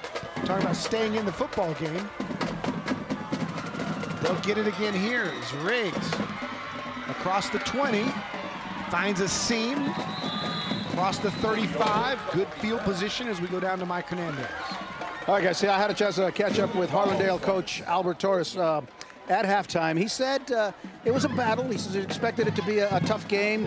Again, just like you all mentioned a minute ago, the turnovers were the big difference. He says this easily the score could be the other way, or 7-7, or. And he said the defense was playing good. He thought they were swarming. He thought they were doing a lot of things. The other option, the other option of a problem that he ran into was the fact that they dropped a lot of passes. The quarterback's got a pretty strong arm, and at least early on, it was really hard for those receivers to hold on. All right, thanks, Mike. Here's Boyd keeping on first down. Does not get back to the line of scrimmage. Good defensive pursuit by Ryan Jaramillo. A loss on the play of 2. It'll be second down and 12. Yeah, Jaramillo coming up from his safety spot, read that all the way, and you know, a lot of times guys will over pursue. Not that time. Jaramillo doing a really good job putting Boerne behind the chains. Boyd rolling, pressured, now waving traffic, throws it down the sideline and had a man, but it's incomplete. That ball was intercepted, but Paul Amick was the intended receiver. He was intercepted by Sergio Abarca, but he was out of bounds. I don't know if he was out of bounds or if the ball was, when it was batted, was the player out of bounds. Let's take a look. That's a good call. Ball's inbounds there. Yeah, it's a good call. Yeah, it looked like the Boerne player touched it when he was out of bounds, which would nullify that play right there. Nice break for Boerne, not so much for Harlandale, and 3rd and long. 3 wides, low snap. Boyd has time, running out of it though. And he's running out of this, and he's going to be going down the sidelines, makes a nice cutback, and he's got space. What a run by Boyd. He's going to score. No flags. Touchdown, Boerne, as Cole Boyd turned a lot of nothing into a lot of something. 67 yards. Mercy. Just a great job of the Harlandale defense to force him to the sideline, but they were never able to get him out of bounds. Look, low snap, eyes still downfield, got 2 guys busting up the gut, knocking him out of the pocket, forced him outside, and then some missed tackles, and then some really good moves. I'm getting tired watching Cole Boyd ride. I think he ran 90 to go 67. The extra point is good, and Boerne's up 21-0. Terrific play by Cole Boyd here on Thursday Night Lights. Shifty.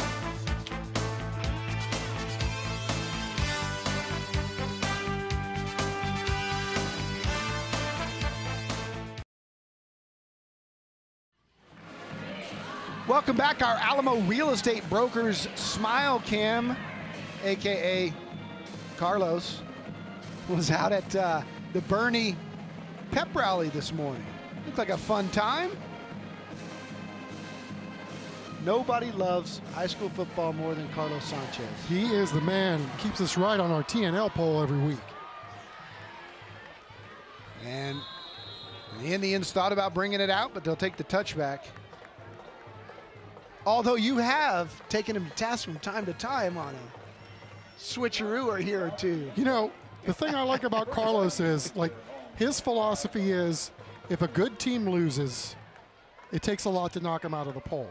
For me, early on in the year, I like the teams that are undefeated. I like to give them some love. And then these things have a way of kind of sorting themselves out. It's a philosophical thing, That's but true. He wins 98% like if of the Steele loses in week 1 to O'Connor, his philosophy is they shouldn't drop out of the top 10. They're Steele. Right. You think an undefeated 1-0 another team maybe should get there because Steele will eventually work their way back in. That's usually the case. You know, we're splitting hairs as usual. A really nice play defensively to start the second half for the Boerne Greyhounds. We talked about Christopher Perez and how hot he was coming into this football game. I know we've both been impressed with this young man's arm strength. Yeah, he got man. a rainy night. He's had some drops, no doubt, but man, I'll tell you what, this guy throws missiles across the field. 2nd and 9 for Perez right here. Steps up in the pocket and fires one of those missiles, and it's picked off. Pearson Craycraft with the Oski, but he ran out of bounds afterwards, and so it'll be Boerne's ball right there at midfield. Boy, these DBs for Boerne champion. He missed the dunk, though. You're going to hear about it from his boys. But, man, I'll tell you what, these guys are hawking. Had a pick in the first half. They're just playing a little center field, steps in front of the receiver and makes the play. Craycraft, a couple of big plays tonight on defense. I think we should go to the replay to see if his dunk bounced off the bottom of the bucket and out, or if he missed it completely. What do you think? I don't know. I'm always one of those guys, always mesmerized anytime anybody can dunk on me, given my lack of leaping ability. Here comes the replay. Does he make the dunk, or was he? Oh, yeah, I think he slammed it in there, and it bounced off the bottom of the bucket. He gets credit. 2 points. I like that tradition there in Boerne. 2nd down and 7 for Boyd. Hands it to Poole. Up the middle. Breaks a tackle. Picks up. Close to another 1st down. Well, as we said, Poole's on his way to a large night, too. He already had 54 yards in the first half running the football. Over 100 through the air.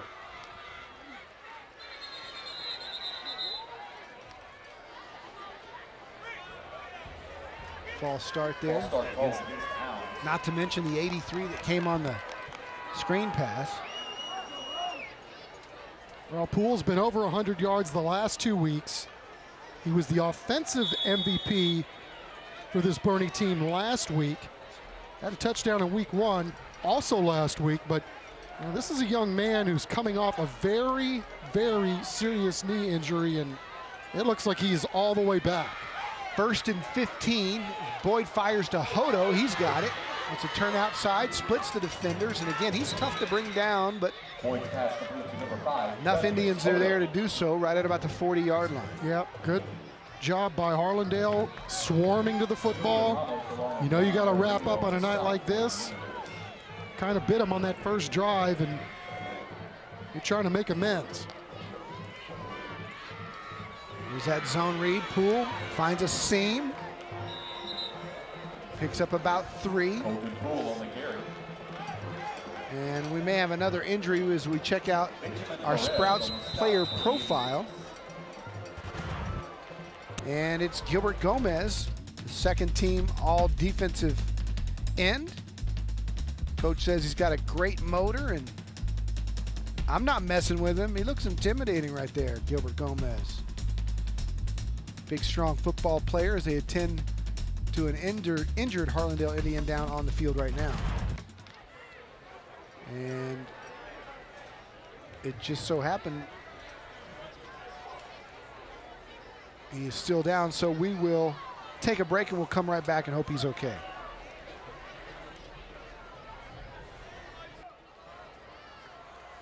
We're back.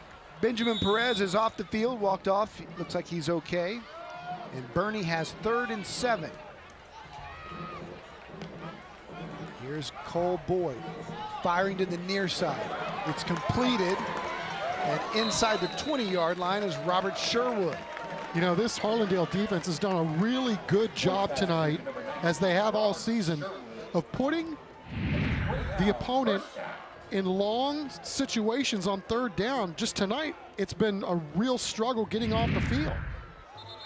And this time, somebody moves as Boerne's inside the Baptist Emergency Hospital red zone. It's a false start on the Hounds.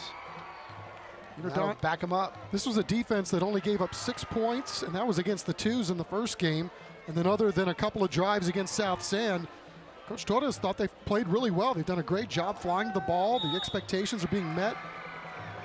They rotate a lot of guys in there, and they've done a pretty good job tonight overall. They've just gotten beat on a few big plays. Poole carries straight ahead for 3, and now we've got an injured Greyhound down. Gilbert Gomez on the side. It looked like it might be Mark Espinoza.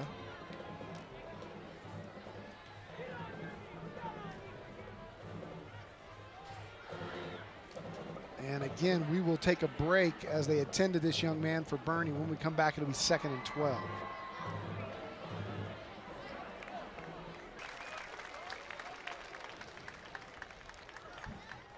We're back in rainy Boerne, Texas tonight, where a steady rain has been coming down most of the night.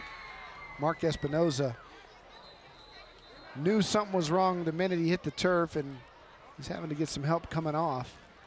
He's already got 2 knee braces on. Hope the best for him. As it is 2nd down and 12 for the Greyhounds.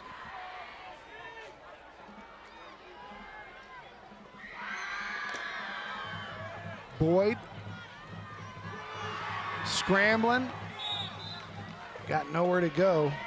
Good coverage on the back end by the Harlandale secondary. Frank Palacios was there to tackle him, but he had nowhere to go with the football because of the good coverage downfield. That, and this is a really good linebacking core for Harlandale. They got Noah Alonzo, really good player, smart leader of the group, but as you see, they got a lot of guys that can fly to the football. So talked about guys like Serge Abarca down in the back end. Good players. Firing over the middle. Incomplete, intended for Douglas Hodo. But we've got a flag down on the field here on 3rd and 15. See what the call is. Running in and out dry footballs best they can.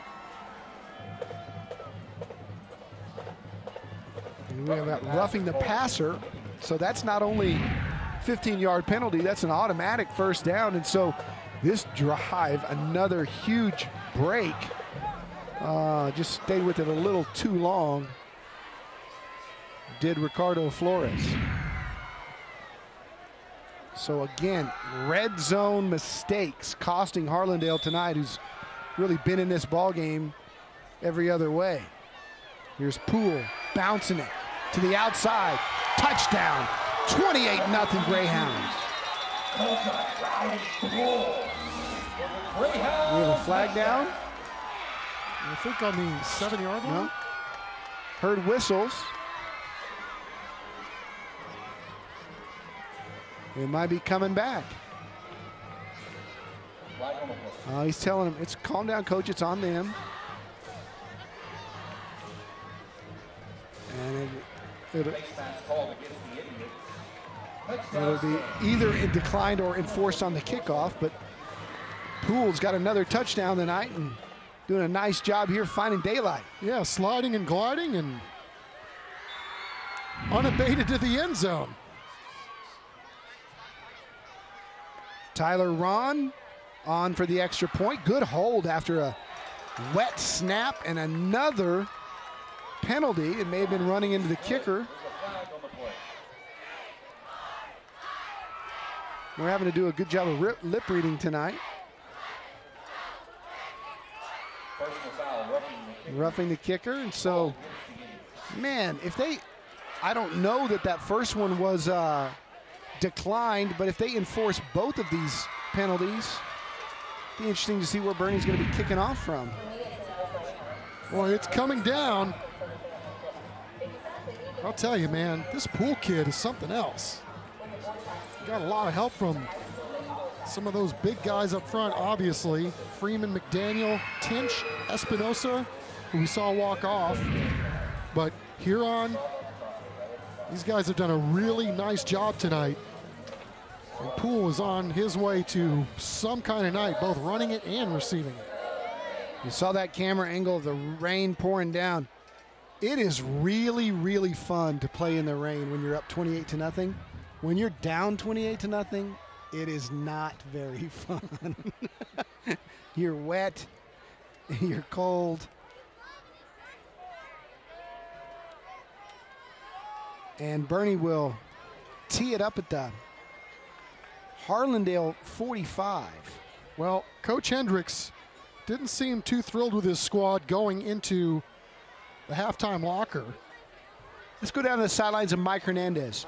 All right, while we wait, this is Juan Rodriguez, and he is your band director for Harlandale. How you doing? I'm great, sir. How are you? I'm doing good. So we were talking about this. You got 130 some odd kids. You guys spread the field tremendous. You got a great show. Oh yes, we have about 145 kids, and we work really hard to showcase everything we have, give a great spread on the field, make us look really big, and work really hard to show all the hard work of the kids. Okay, tell people at home how many competitions, what you have coming up, because you're going to be busy guys.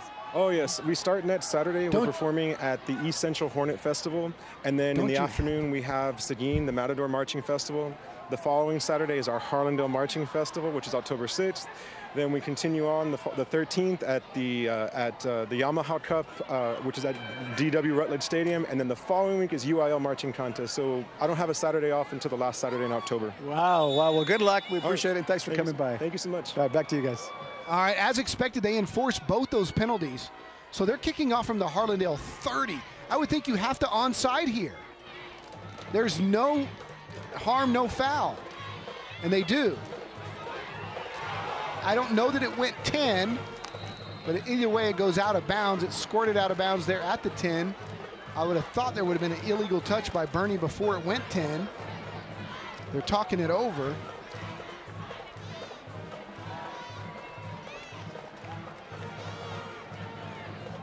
And it'll be first down for Harlandale at the spot that Boerne touched it probably. You ever seen that? You ever seen anybody kick off from the other guy's 30? No. Ever. Can't say that I have. Mark Kusenberger, our statistician, saying he's seen somebody kick off from the other 15.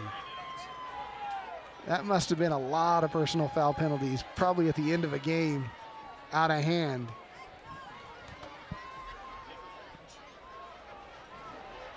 And it looks like they'll spot it right there between the 10 and the 11.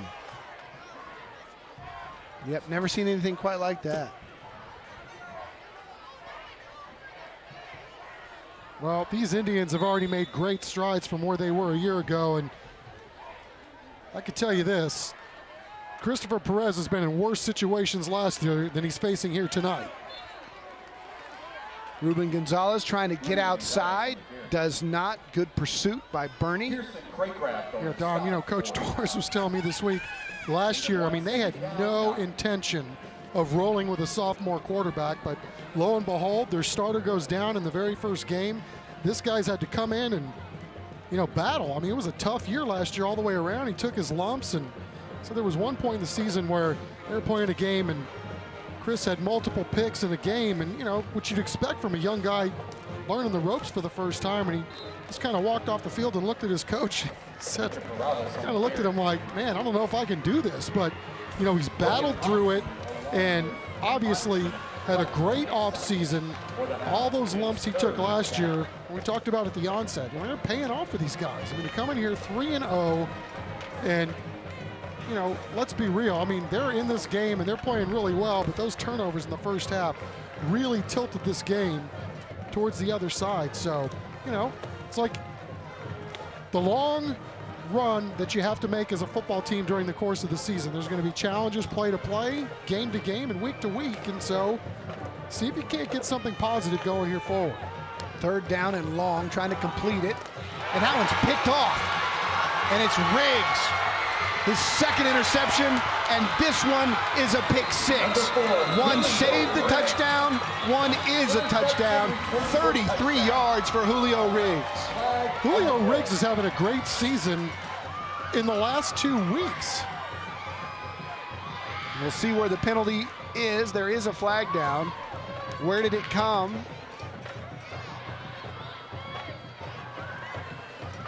And it is against Boerne on the return. It will be Boerne's football. There was a block in the back after the interception, so it will negate the touchdown, but not the turnover. And Boerne will have the football and a 28-0 lead. Well, Riggs had 2 picks last week, and he's got 2 more tonight. Had the one in the end zone. Read this one all the way. Don't know if we'll see the block in the back on this replay. Must have happened way away from the ball.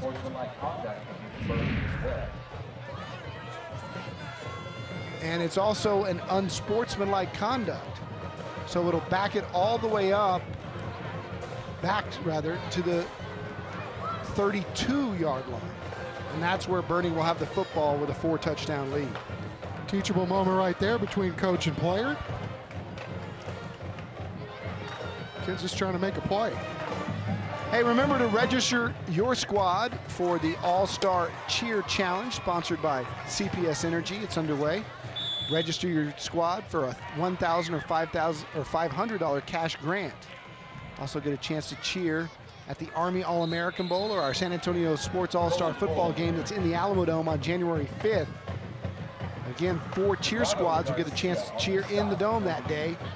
Just go to CW35.com and register your cheer squad. Again, brought to you by CPS Energy. 2nd and 10. Cole Boyd, who gets a change on the play.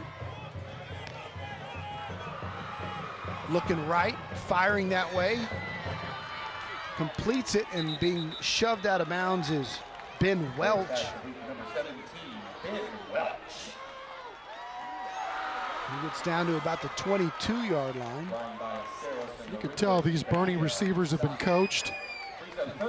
When they catch the ball, it's not get out of bounds and fall down or whatever. I mean, they're looking to make yardage after the reception. Straight handoff to Poole inside the Baptist Emergency Hospital red zone. And good for a kielbasa smoked meat first down. That's a Greyhound first down.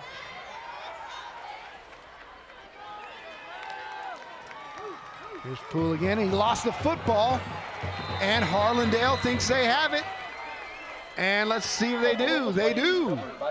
Frank Palacios making a play. Boerne has shot themselves in the foot a couple of times down in the red zone, twice on that zone read mishandle. You got to wonder, Chuck, if the weather is having something to do with that. Yeah, I'm sure it's not ideal. Again, it's ball security, ball security, ball security. And when it's wet, you've got to be extra conscious of the fact that Pigskin's going to be a little slickery. Big play by that Harlandale defense, though, and they needed it. Yeah, big time play. That was good. 4:05 to go in the third quarter. And Perez wants to throw it, and does. And it's dropped on the far side, and it's incomplete. Hey, let's show you our Monarch Trophies. We've got models tonight showing off our Monarch Trophies. It'll be awarded to the winning team and the player of the game. The trophy's custom designed by Monarch Trophy Studio. If you are looking for trophies, plaques, custom engraving, call Monarch at 210-344-3777 or visit mtsawards.com. Getting to the outside, got room. Going down the sideline is Joel Perez, and the Indians are in Greyhound territory across the 50. And he just threw it a little too high. Tough play to complete even when it's not pouring out. Pretty good throw and a good effort there on the back end by Steve Ruiz trying to make a play for his QB. All right. 3rd down and 1. Maybe a free play here. It is. Perez to the outside and incomplete, looking for Joel Perez. I told you the ratings, Chuck, went up every time Mike Hernandez was in a poncho. So this quarter hour number is going to go through the roof as we go down to the sidelines to Mike. Mike? Yeah, so I'm just watching the radar. Actually, wait, where are you? I'm under a tent, so I'm not crazy. Come on.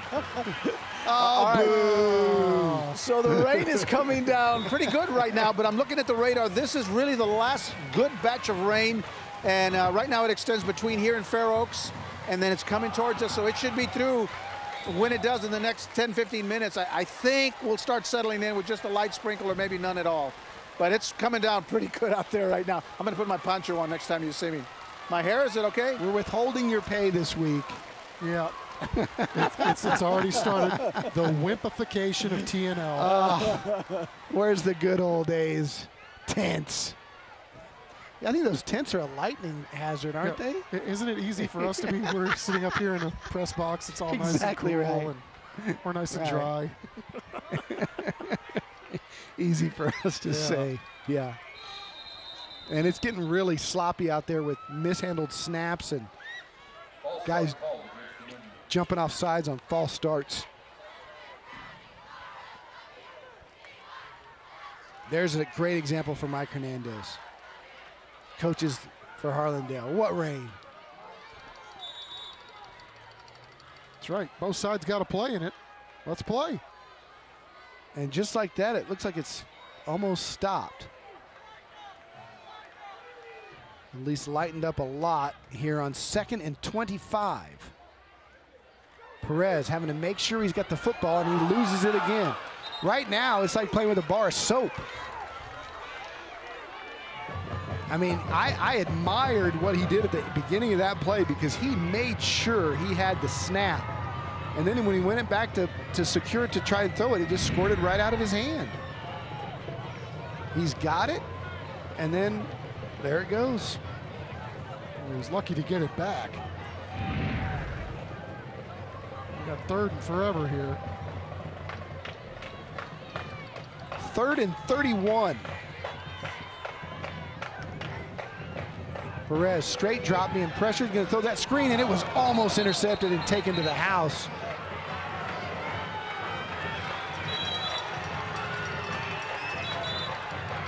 Joshua Jimenez reading that one and thought he had himself an interception.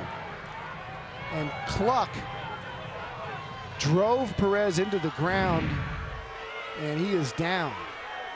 And they may have gotten away with one there, that's for sure.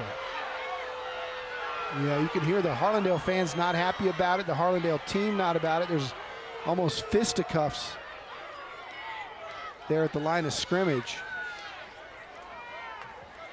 Yeah, that was a little excessive. You know, trying to get that out of the game. And really, in the NFL, they're enforcing the body weight.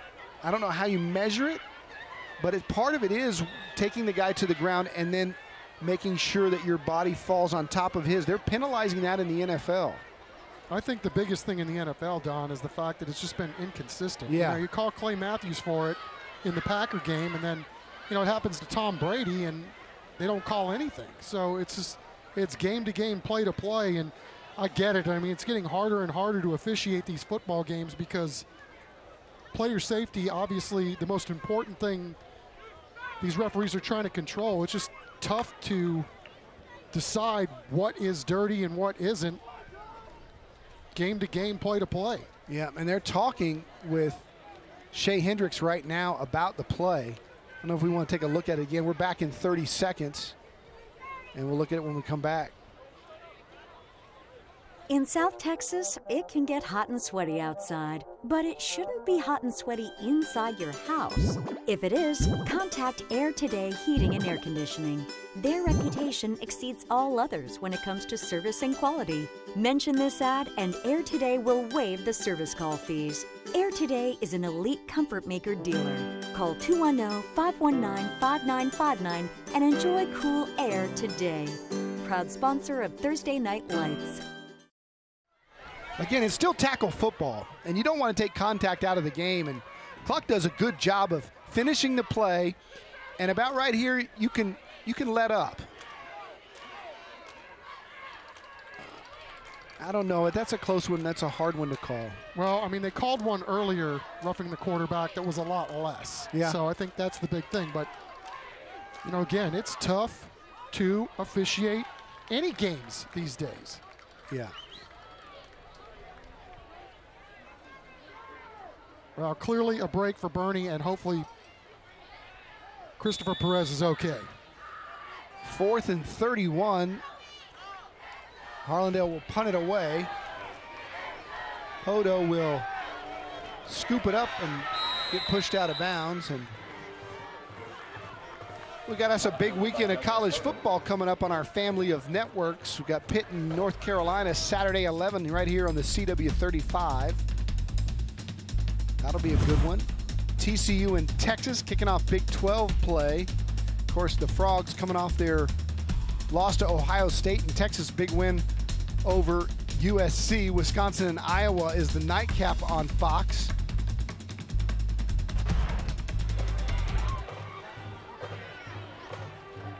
And Boerne will have the football at their own 31-yard line with 1:19 to play here in the third, and they hand it to Poole.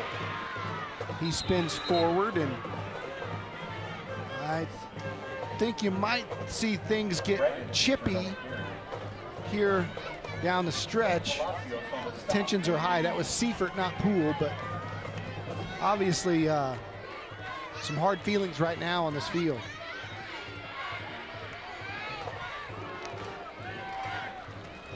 Second down and 7.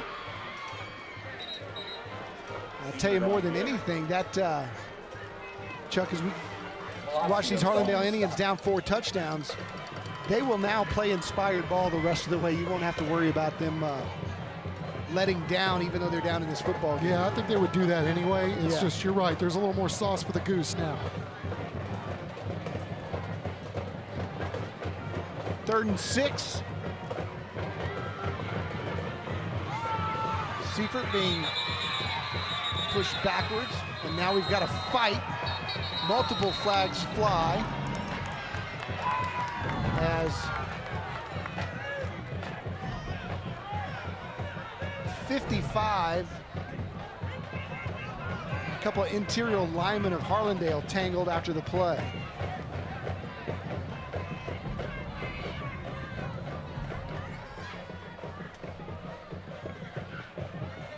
And it'll be a personal foul of some sort. Oh, we've had a few of those tonight already, huh? Mm-hmm.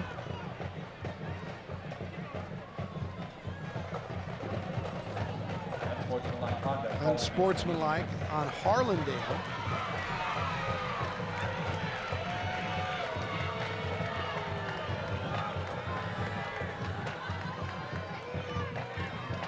Albert Torres telling his guys, no reason for that.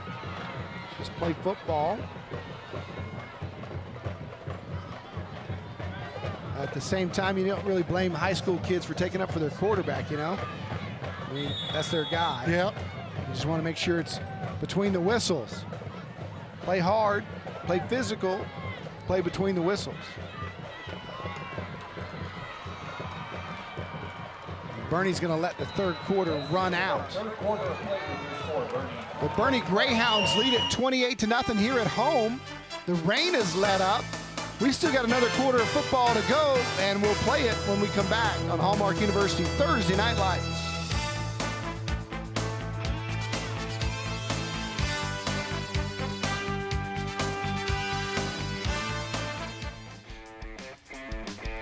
Time for our third quarter highlights, brought to you by Associated Collision Center, your trusted professionals since 1976. Third quarter, all Boerne Greyhounds. Cole Boyd forced, we thought, out of bounds here, but he tight-roped his way down the sideline, and 63 yards later, it was 21-0. The Greyhounds used some more defense to set up offense. We got an interception as we're back to live play here with Boyd tossing it incomplete. And Boerne leads it 28-0. Here's the rest of those highlights. It was an interception. And then the touchdown run by Poole in a driving rainstorm. And again, Chuck, the score not indicative of how close this game was, especially in the first half. One play really turned this game, and that was Harlandale going in to make it 7-7, fumbled on the 2-yard line. And 2 plays later, Boerne had an 83-yard screen, went up 14-0 instead of 7-7, and really it's been all Boerne ever since. Well, you know, their challenges week in and week out, game to game, play to play, as we said, and you can't let one play affect the outcome of a football game. Yeah, it has been tough sledding ever since then. You know, you're going in for the tying score and things are going your way, and you know, you let a play like that on offense, then all of a sudden you give up a couple of plays, and a minute later, you know, you're down 2 scores instead of 1. So, learning experiences, that's part of what the drill is when you're playing high school football. You learn to cope with all these situations, and those are the things that you're going to take forward with you the rest of your life. Cole Boyd, straight drop, fires, and through behind Hodo. And now we're going to have a scrap. Hodo does the smart thing to walk away after another personal foul on the Indians.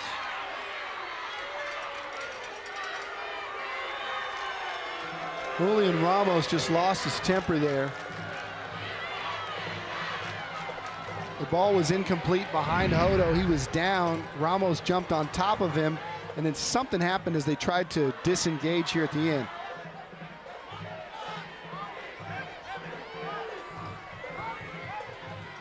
Yeah, Ramos just lost his temper. That's it, plain and simple. Well, it's going to happen out here, but you know, Lorenzo Quintanilla doing a really good job trying to separate everybody.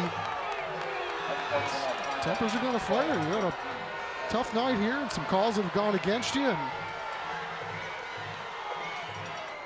And Shay Hendrix doing a good job of trying to get a hold of this game. Shay Hendrix is about to lose his mind because Gerald Green just said it's an offsetting penalty on both Hodo and Ramos, which all Hodo looked like he was doing was to try to get up and get the guy off him, who hit him late, by the way, on an incompletion.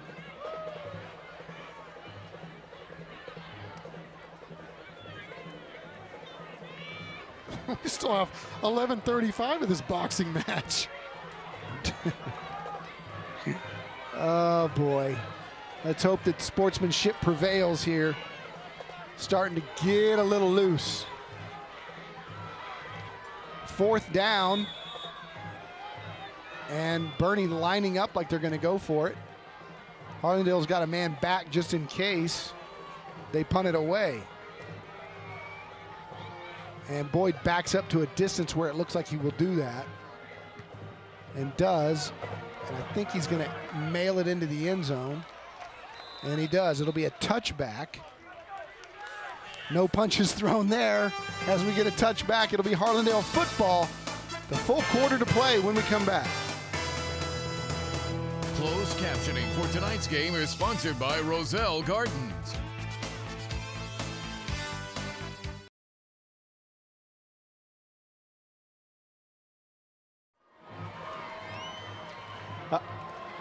It's 28-0 Greyhounds here in the 4th quarter. Harlandale's football in a game that's gotten a little testy after some personal fouls and some uncalled personal fouls. Nicholas Velez in at QB for Harlandale. They run it right up the middle and good yardage there. Robert Acuna on the pickup as we go down to the field. And Mike Hernandez. Mike? All right, I'm joined by Donnie Person, who is your band director for the Boerne Greyhounds. How you doing? I'm doing great. It's a bit of a wet night, but it's great. It was, yeah. So for your halftime show, you didn't bring out some of your electronics and everything, but the show looked good. Yeah, thank you. It's a show called Human, and we're playing some things that deal with cyborgs and them slowly turning into humans. So it's a cool concept, and it's just the contrast of the two things. Gotcha. So you have a lot of competitions coming up, I know, leading into UIL. Tell us what you have scheduled. So, of course, October is band Mantober is what we like to call it. So we have a Hill Country Marching Festival as well as the Rocket Review over at Judson. And then we have UIL over at Ferris Stadium. So we got a lot of things going. And of course, we're trying to aim for that state competition. So I'm hoping we're doing good. I know you guys actually add pieces as you go kind of in the first few games. Is this the show we saw today? Is that the complete show that's going to be shown at UIL? No, actually we did only the first 3 productions and part of the first 3 productions. We have one more movement that's still being put on the field, and of course we have lots of props and stages and all that sort of stuff. So it'll be great once the product is all finished. Wow, well, great. Well, good luck. Yeah, Enjoy seeing you. Thank you. Take care. Back to you guys. Thanks, Mike. Another penalty, negating a big run by Acuna. Going to back him all the way up to the 29-yard line. Harlandale mixing it up with some new personnel. Nicholas Valise, no passing stats on the year for him. So as soon as he throws his first pass, it will be the first of the season, and he pitches that one almost out of bounds. It goes out of bounds. Harlandale will remain in control of the football. But I think a combination of the score, the tempers, the rain, wheels have kind of come off here for the Harlandale Indians after really performing well in the first half. Well, Valise in at quarterback, and he does have a rushing touchdown on the year, but no other passing stats. And you know, obviously we'll hope for the best for Christopher Perez and hope he's not hurt too badly. Run it inside, that's Acuna. That play's been working well for them all night. Picks up about 5, maybe 6. There's still a lot of stuff going on after every one of these plays. And a lot of the backups in for Boerne's defense. But they're playing hard.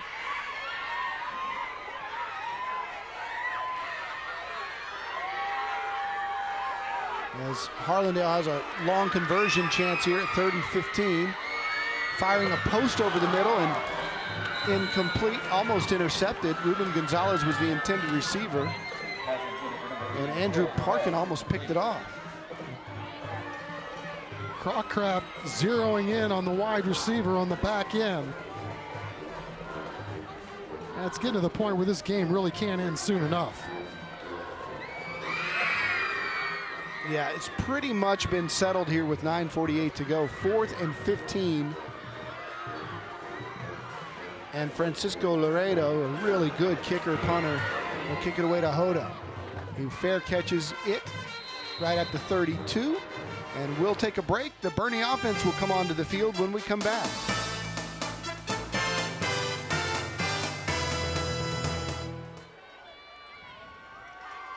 Welcome back. It's the Alamo Real Estate Brokers Smile Cam. Kids in the student section having a great time as their Greyhounds lead at 28-0.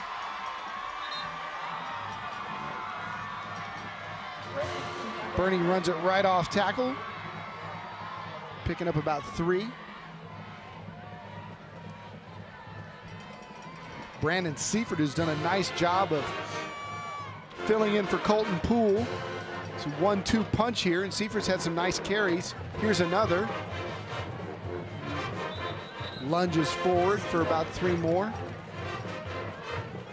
Boerne content to run the football and run the clock, up 28-0 here against Harlandale. Rains have slowed up, which is a good thing for both teams and the fans. But that ball's still very slippery. Boerne with the football, 3rd and 6. Boyd running for his life, fires, got a man. It's Seifert down the sideline, inside Harlandale territory and all the way down to the 15-yard line. Nice play by Boyd to find his man down the sideline. Goes for 50. Finally some football. All right. How about that? Right inside the Baptist Emergency Hospital red zone. I like this Seifert kid. I do too. I like the quarterback. It's a really nice play by Boyd, stepping up, feeling the pressure, and finally putting one on the money. Rewards Seifert with another handoff, and he's going to score. He might. He does. Seifert, touchdown, Greyhound.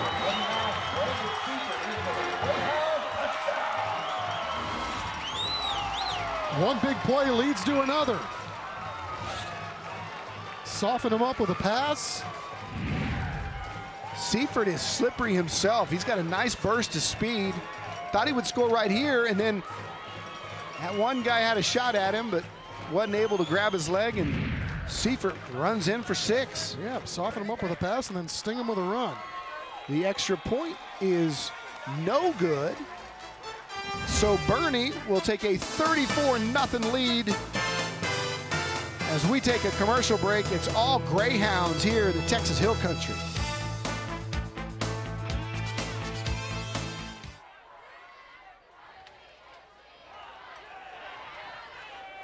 Welcome back. It's 34-0, and Brandon Seifert all smiles after his 15-yard touchdown run, capped off a 4-play, 68-yard drive.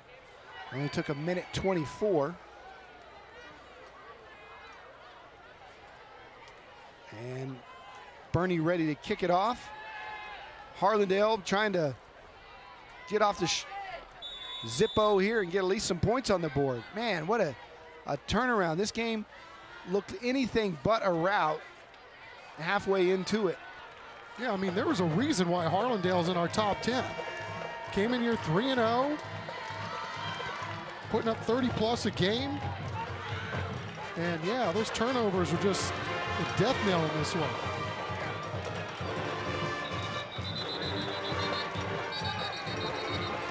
Playing after the whistle again, and we've got more shenanigans going on as we tell you about our San Antonio Sports All-Star Cheer Challenge powered by CPS Energy. Don't forget to register your cheer squad. The winners get a $1,000 or $500 grant. 4 winning squads will cheer in the Alamo Dome at the San Antonio Sports All-Star Game, and 2 others will cheer in the National All-Star Game. That's on the CW35.com to register. That's where you go. Deadline is October 3rd. And of course, the games are on January the 5th. Referees and officials sorting out the extracurriculars after the whistle plays. And we have a personal foul on Harlandale. And they'll back them up with 8:05 to go. Albert Torres trying to get control of his squad. Again, play hard, play mad, but don't play after the whistle. And Harlandale's just lost their temper a couple of times tonight. Understandably after the cluck hit, but you can't do it. You just can't. You got to turn the page and you got to move on. I mean, there's more football to be played after this week. You're right, there's a lot you can do whistle to whistle. Beat the guy in front of you. That's how you take it out. Hand off to Acuna up the middle. He's tackled by a whole group of Greyhounds. I guess they run in packs, don't they? A pack of Greyhounds or a group? Dude, you're asking me? Come on now. You ever been to the Greyhound races? I have not. Those are some fine animals, Greyhounds. It's a pack. It's confirmed by our great statistician, Mark Kusenberg. Well, he would know, so you should have asked him first and just cut out the middleman.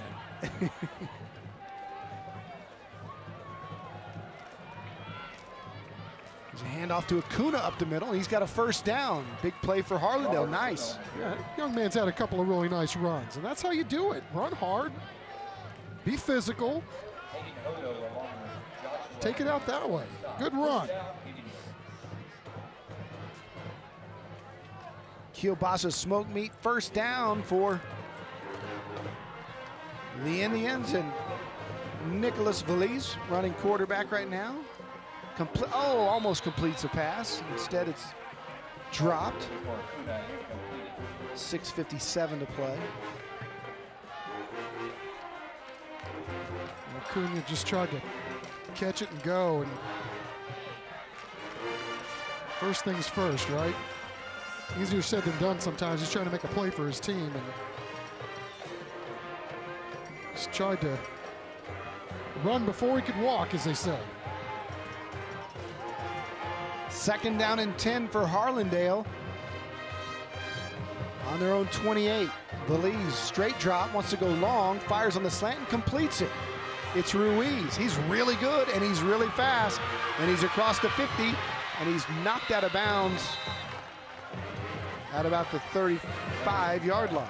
Well, we talked about Ruiz being the big play guy for Harlandale all year long.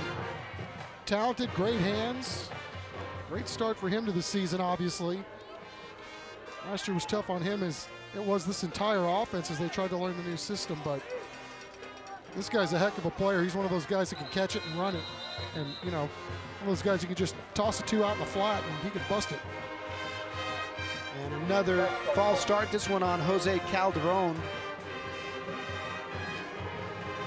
Big 76 jumped a little early.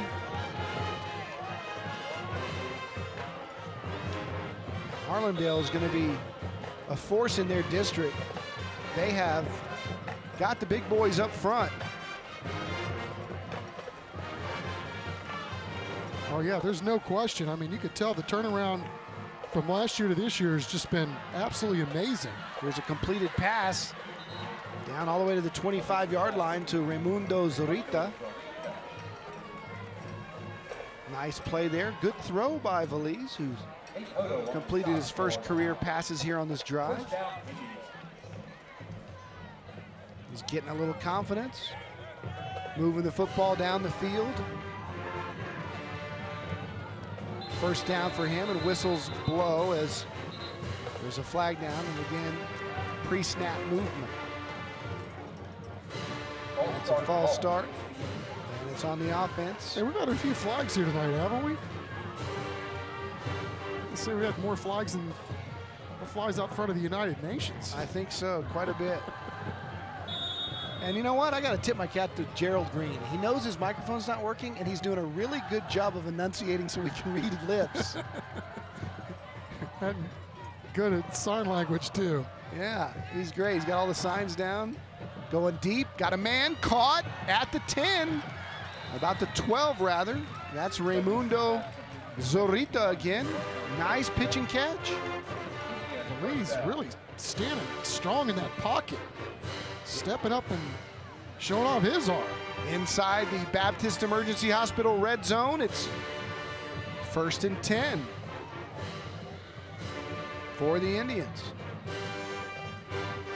Here's Acuna trying to bounce it. Now cuts it back inside. Close to the 5, or maybe the 7 before being driven back. Andrew Parkin on the tackle. I'd like to see that there. That's good. Very nice.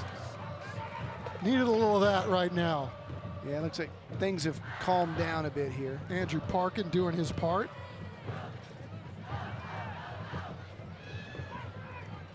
Second down and 3. They can still get the first down without scoring. And keeping it himself is Veliz. He's quite a load there. He wasn't about to have any miscommunication mess up that play. He said, forget that, I'm taking it. Yeah, he's toughing it out too. Looked like he took a shot to the knee or thigh or somewhere on that particular play. 1st and goal for Harlandale, their first chance to score tonight. They run the zone, they sweep it, and they score. Touchdown, Harlandale. Joe Perez on the little jet sweep, cut it up inside, and puts the Indians on the scoreboard. Yeah, Joel Perez had one touchdown coming into this ball game and did a really nice job. And again, the guys up front clearing a path for him into the end zone, and he walks in standing up.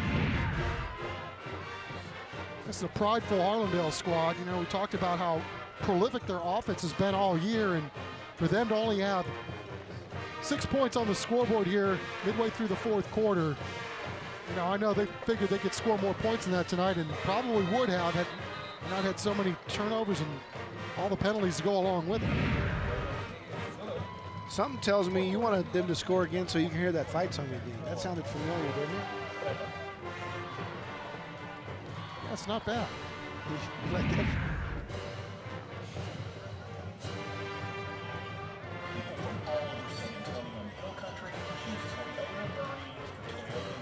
9-play, 74-yard drive, took 3:33 off the clock. Perez with a 2-yard touchdown run.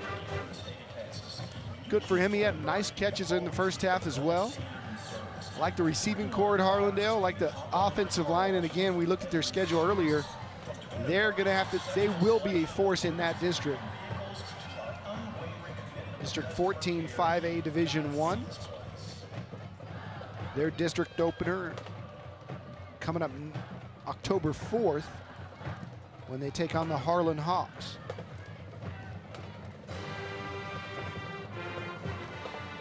Not bad for a team that won one game a year ago.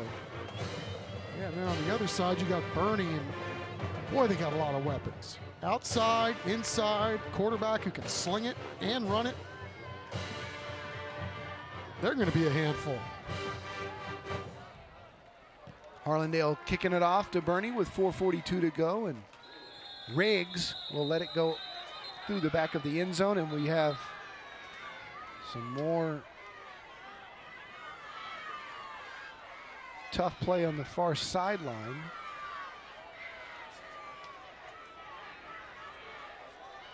Didn't get a clean look at it live to see what happened over there, but Harlandale's coaches wanting something. Here's our Baptist Emergency Hospital collision of the game, and it's Julio Riggs with the submarine tackle. He's also got 2 interceptions on the night. Julio Riggs with our Baptist Emergency Hospital collision of the game.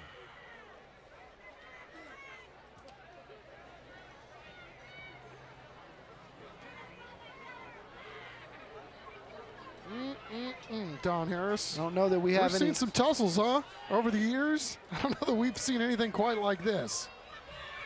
Yeah, it just, it was a hard-fought game. I think there's some frustration from Harlandale in the way that they played without scoring and making it closer, and then it all just unloaded on the play that wasn't called when Cluck buried Christopher Perez into the turf when no penalty was called, and after that, Harlandale tried to take matters in their own hands, which you just cannot do. Yeah, well, it's the old line. I don't condone it, but I understand. Right. Now let's see if we can play clean 4:42 here and hand out some trophies.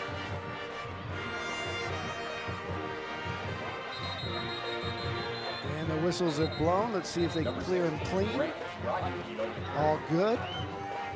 Hey, let's tell you about San Antonio middle and high school athletes who are doing great things for our community. San Antonio Sports and Methodist Healthcare are shining the light on teams that model key values through their actions. Parents, teachers, and coaches can nominate teams that go beyond the game. You just visit sanantoniosports.org. Is Boerne now content to run clock? How about that man-sized tackle by Pedro Crispin? Pedro delivering the goods. Just squared him up and gobbled him up. Grant Rodkey on the carry. Shay Hendrix content to drain the play clock. Still got 12 on the play clock. Snaps it with 7. And again, it's Godke. Hey, don't forget to vote for our $5,000 band grant thanks to the Children's Hospital of San Antonio. Text Band 7 or Band 8, depending on if you like Harlandale or Boerne, to 44332. The band with the most votes will get the band grant thanks to the Children's Hospital of San Antonio. Boerne again ready to snap this one late in the play clock. Hayden Hodo's punt will be fielded. A nice job of catching the football and getting past the 50 to the 45 to the 40. Really nice effort there by Ryan Jaramillo. That was a risky catch on the run. Trying to make a play for his team here late. Armio had 2 picks in that Kennedy game, by the way. But as we take a look at our player profile, it is none other than Monty Clark. Had a huge game tonight. Once again, all over the field for the 4th straight game. And again, it's just hard to believe you could come this far into the season, which isn't that far, 3 games, and this kid's pressing 50 tackles already. We talked about his motor. And the guy's just a born middle linebacker. It's what he is. Out of the game now, but the Harlandale Indians showing no quit. Good fight, and they've found themselves a nice little backup quarterback here in Valise, who's throwing darts on the last couple of drives. Engineered their first score and really likes Raimundo Zurita, who he's completed 3 balls to here in just the last 2 drives. Handling the snap, running it himself, got room, bowling people over, delivering punishment. Like with Nicholas Valise. Yeah, no, the best play that he made on that was just securing the snap. Too bad we gave the collision of the game away. This might have been it. Look at that. Watch the way he finishes this run. 26 comes up and boom. That's how you do it. Let's play some football. Inside the Baptist Emergency Hospital red zone. Harlandale trying to finish strong here if they can get another score. Hand it to another new runner. That's Jacob Aguirre, senior running back, getting his first carry of the game.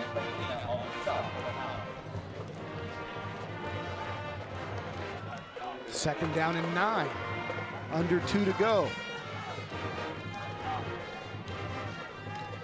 Harlandale throwing a little slant and just missed him. Intended for Zurita, and he just put a little too much on him.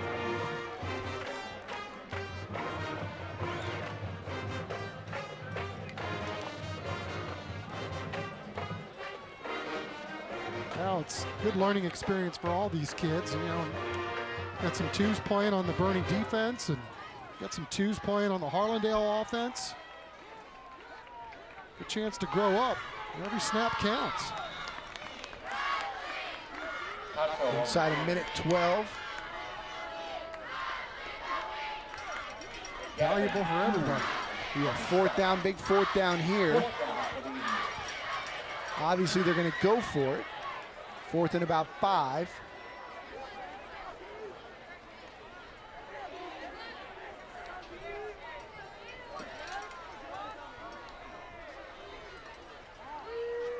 He's got him. He's got the first down inside the 6 to about the 5-yard line. Nice little pitch and catch for a first down. That one completed to Ariel Casso. First and goal for the Indians. All right. That ball's so wet. It's been raining off and on all night, as we've talked about, and Billy's doing another good job of just securing that football before he was able to get the ball away. This one wasn't going anywhere from the get-go as Valise is tackled at the 10, and Harlandale is going to take a timeout with 18 seconds to go, and we'll take it with them. They're just going to try to get out of this game with some momentum when we come back. We want to thank you for attending tonight's game and pray that everyone has a safe journey home. Hey guys, Cato Rodriguez here. I hope you're enjoying the game. I just want to remind you that if you would like to go ahead and be a crew member and get all kinds of discounts, prizes, everything sent to you, all you need to do is grab your phone and just text CREW 44332.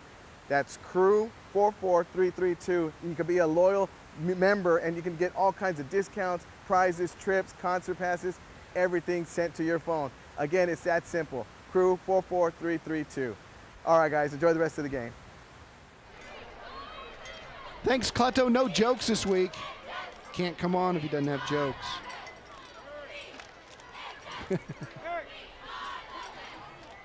Here we go, second down and goal, 19 seconds on the clock. Nicholas Valise leading this Harlandale offense, trying to get him on the board one more time. Going in next week with a little momentum.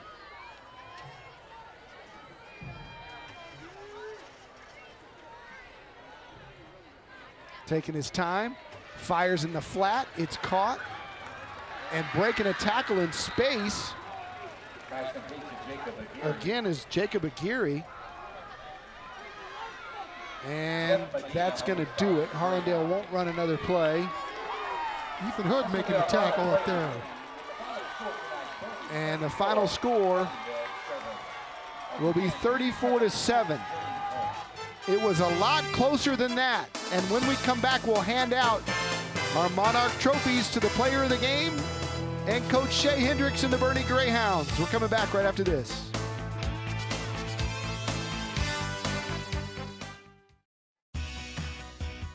Welcome to the Hallmark University Thursday Night Lights postgame show, presented by Taco Cabana. Our final score is Boerne 34, Harlandale 7. It was closer than that for most of the first half, but the Greyhounds with an explosive offensive performance. Let's go down to the sidelines. Mike Hernandez, who's ready to hand out the hardware. A dry Mike Hernandez who didn't get out in the rain tonight. That's right. I'm a lot of things, but I like to stay dry when I can. All right. Congratulations, guys. Great game.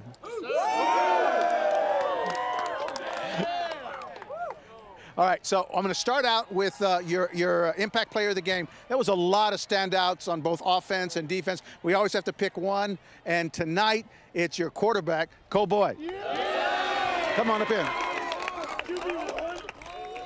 Congratulations, son. All right, here you go. So, thank you. Cole had 213 yards with a touchdown. You also had a couple of running TDs too, is right? Yes, sir. I want to know how you broke out of that. They had you dead to right on about a 30-yard line, and next thing you're in the end zone. I got to thank Paul Amick for that one. Great block over there. I got a few moves. Yeah, and you used them all the time. So good effort, good effort. Again, how about that offensive line tonight, huh? Oh, yeah. That's right. All right, the defense was stellar tonight. Great performance by the defense as well. So again, another big round of applause for your Boerne Greyhounds here. Thank you. Thank you. Congratulations, Cole. By the way, Cole is also a Scholar Athlete of the Week, so he not only knows what to do on the field, he knows what to do in the classroom as well. All right, Coach Hendrix, great effort. You guys are off to a good start. You got a solid team. Yeah, we do. It was a great effort tonight. Really proud of how hard we played. You know, it wasn't pretty. Sure wasn't pretty offensively, but we really gutted it up and played hard, so I'm really proud of them. First half, it looked like it was going to, be a one-score game or something like that, and then y'all just took control. What did you do different? Well, give them a lot of credit. They played really hard, and their kids did a good job. They competed the whole game. But again, we decided we really wanted to win. Cole Boyd made great plays. Defense was stellar all night, kept getting us the ball back. So, we had 3 or 4 touchdowns called back too, that really hurt. But anyway, I'm just proud. All right, so next week, what do you got coming up? We got Fredericksburg, homecoming. Homecoming tomorrow, next week. Yes, so sir. good for you. Well, congratulations. Thank you. And again, where is that? Here's the champions TNL Hallmark University Trophy. I'm going to let you present it to tonight's winners, the Boerne Greyhounds.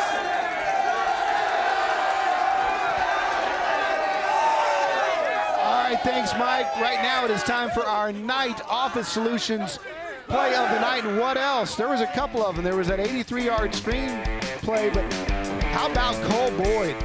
Looked like he was forced out of bounds, did a little tightrope, got a block from Amick, as he said, and is off to the races, Chuck. Yeah, he did a really good job, I think, setting that whole thing up. Initially he's standing tall in the pocket, kind of deked a couple of defenders, then he went outside, and then the rest was history. That's our Night Office Solutions play of the night. We're back to wrap it up after this.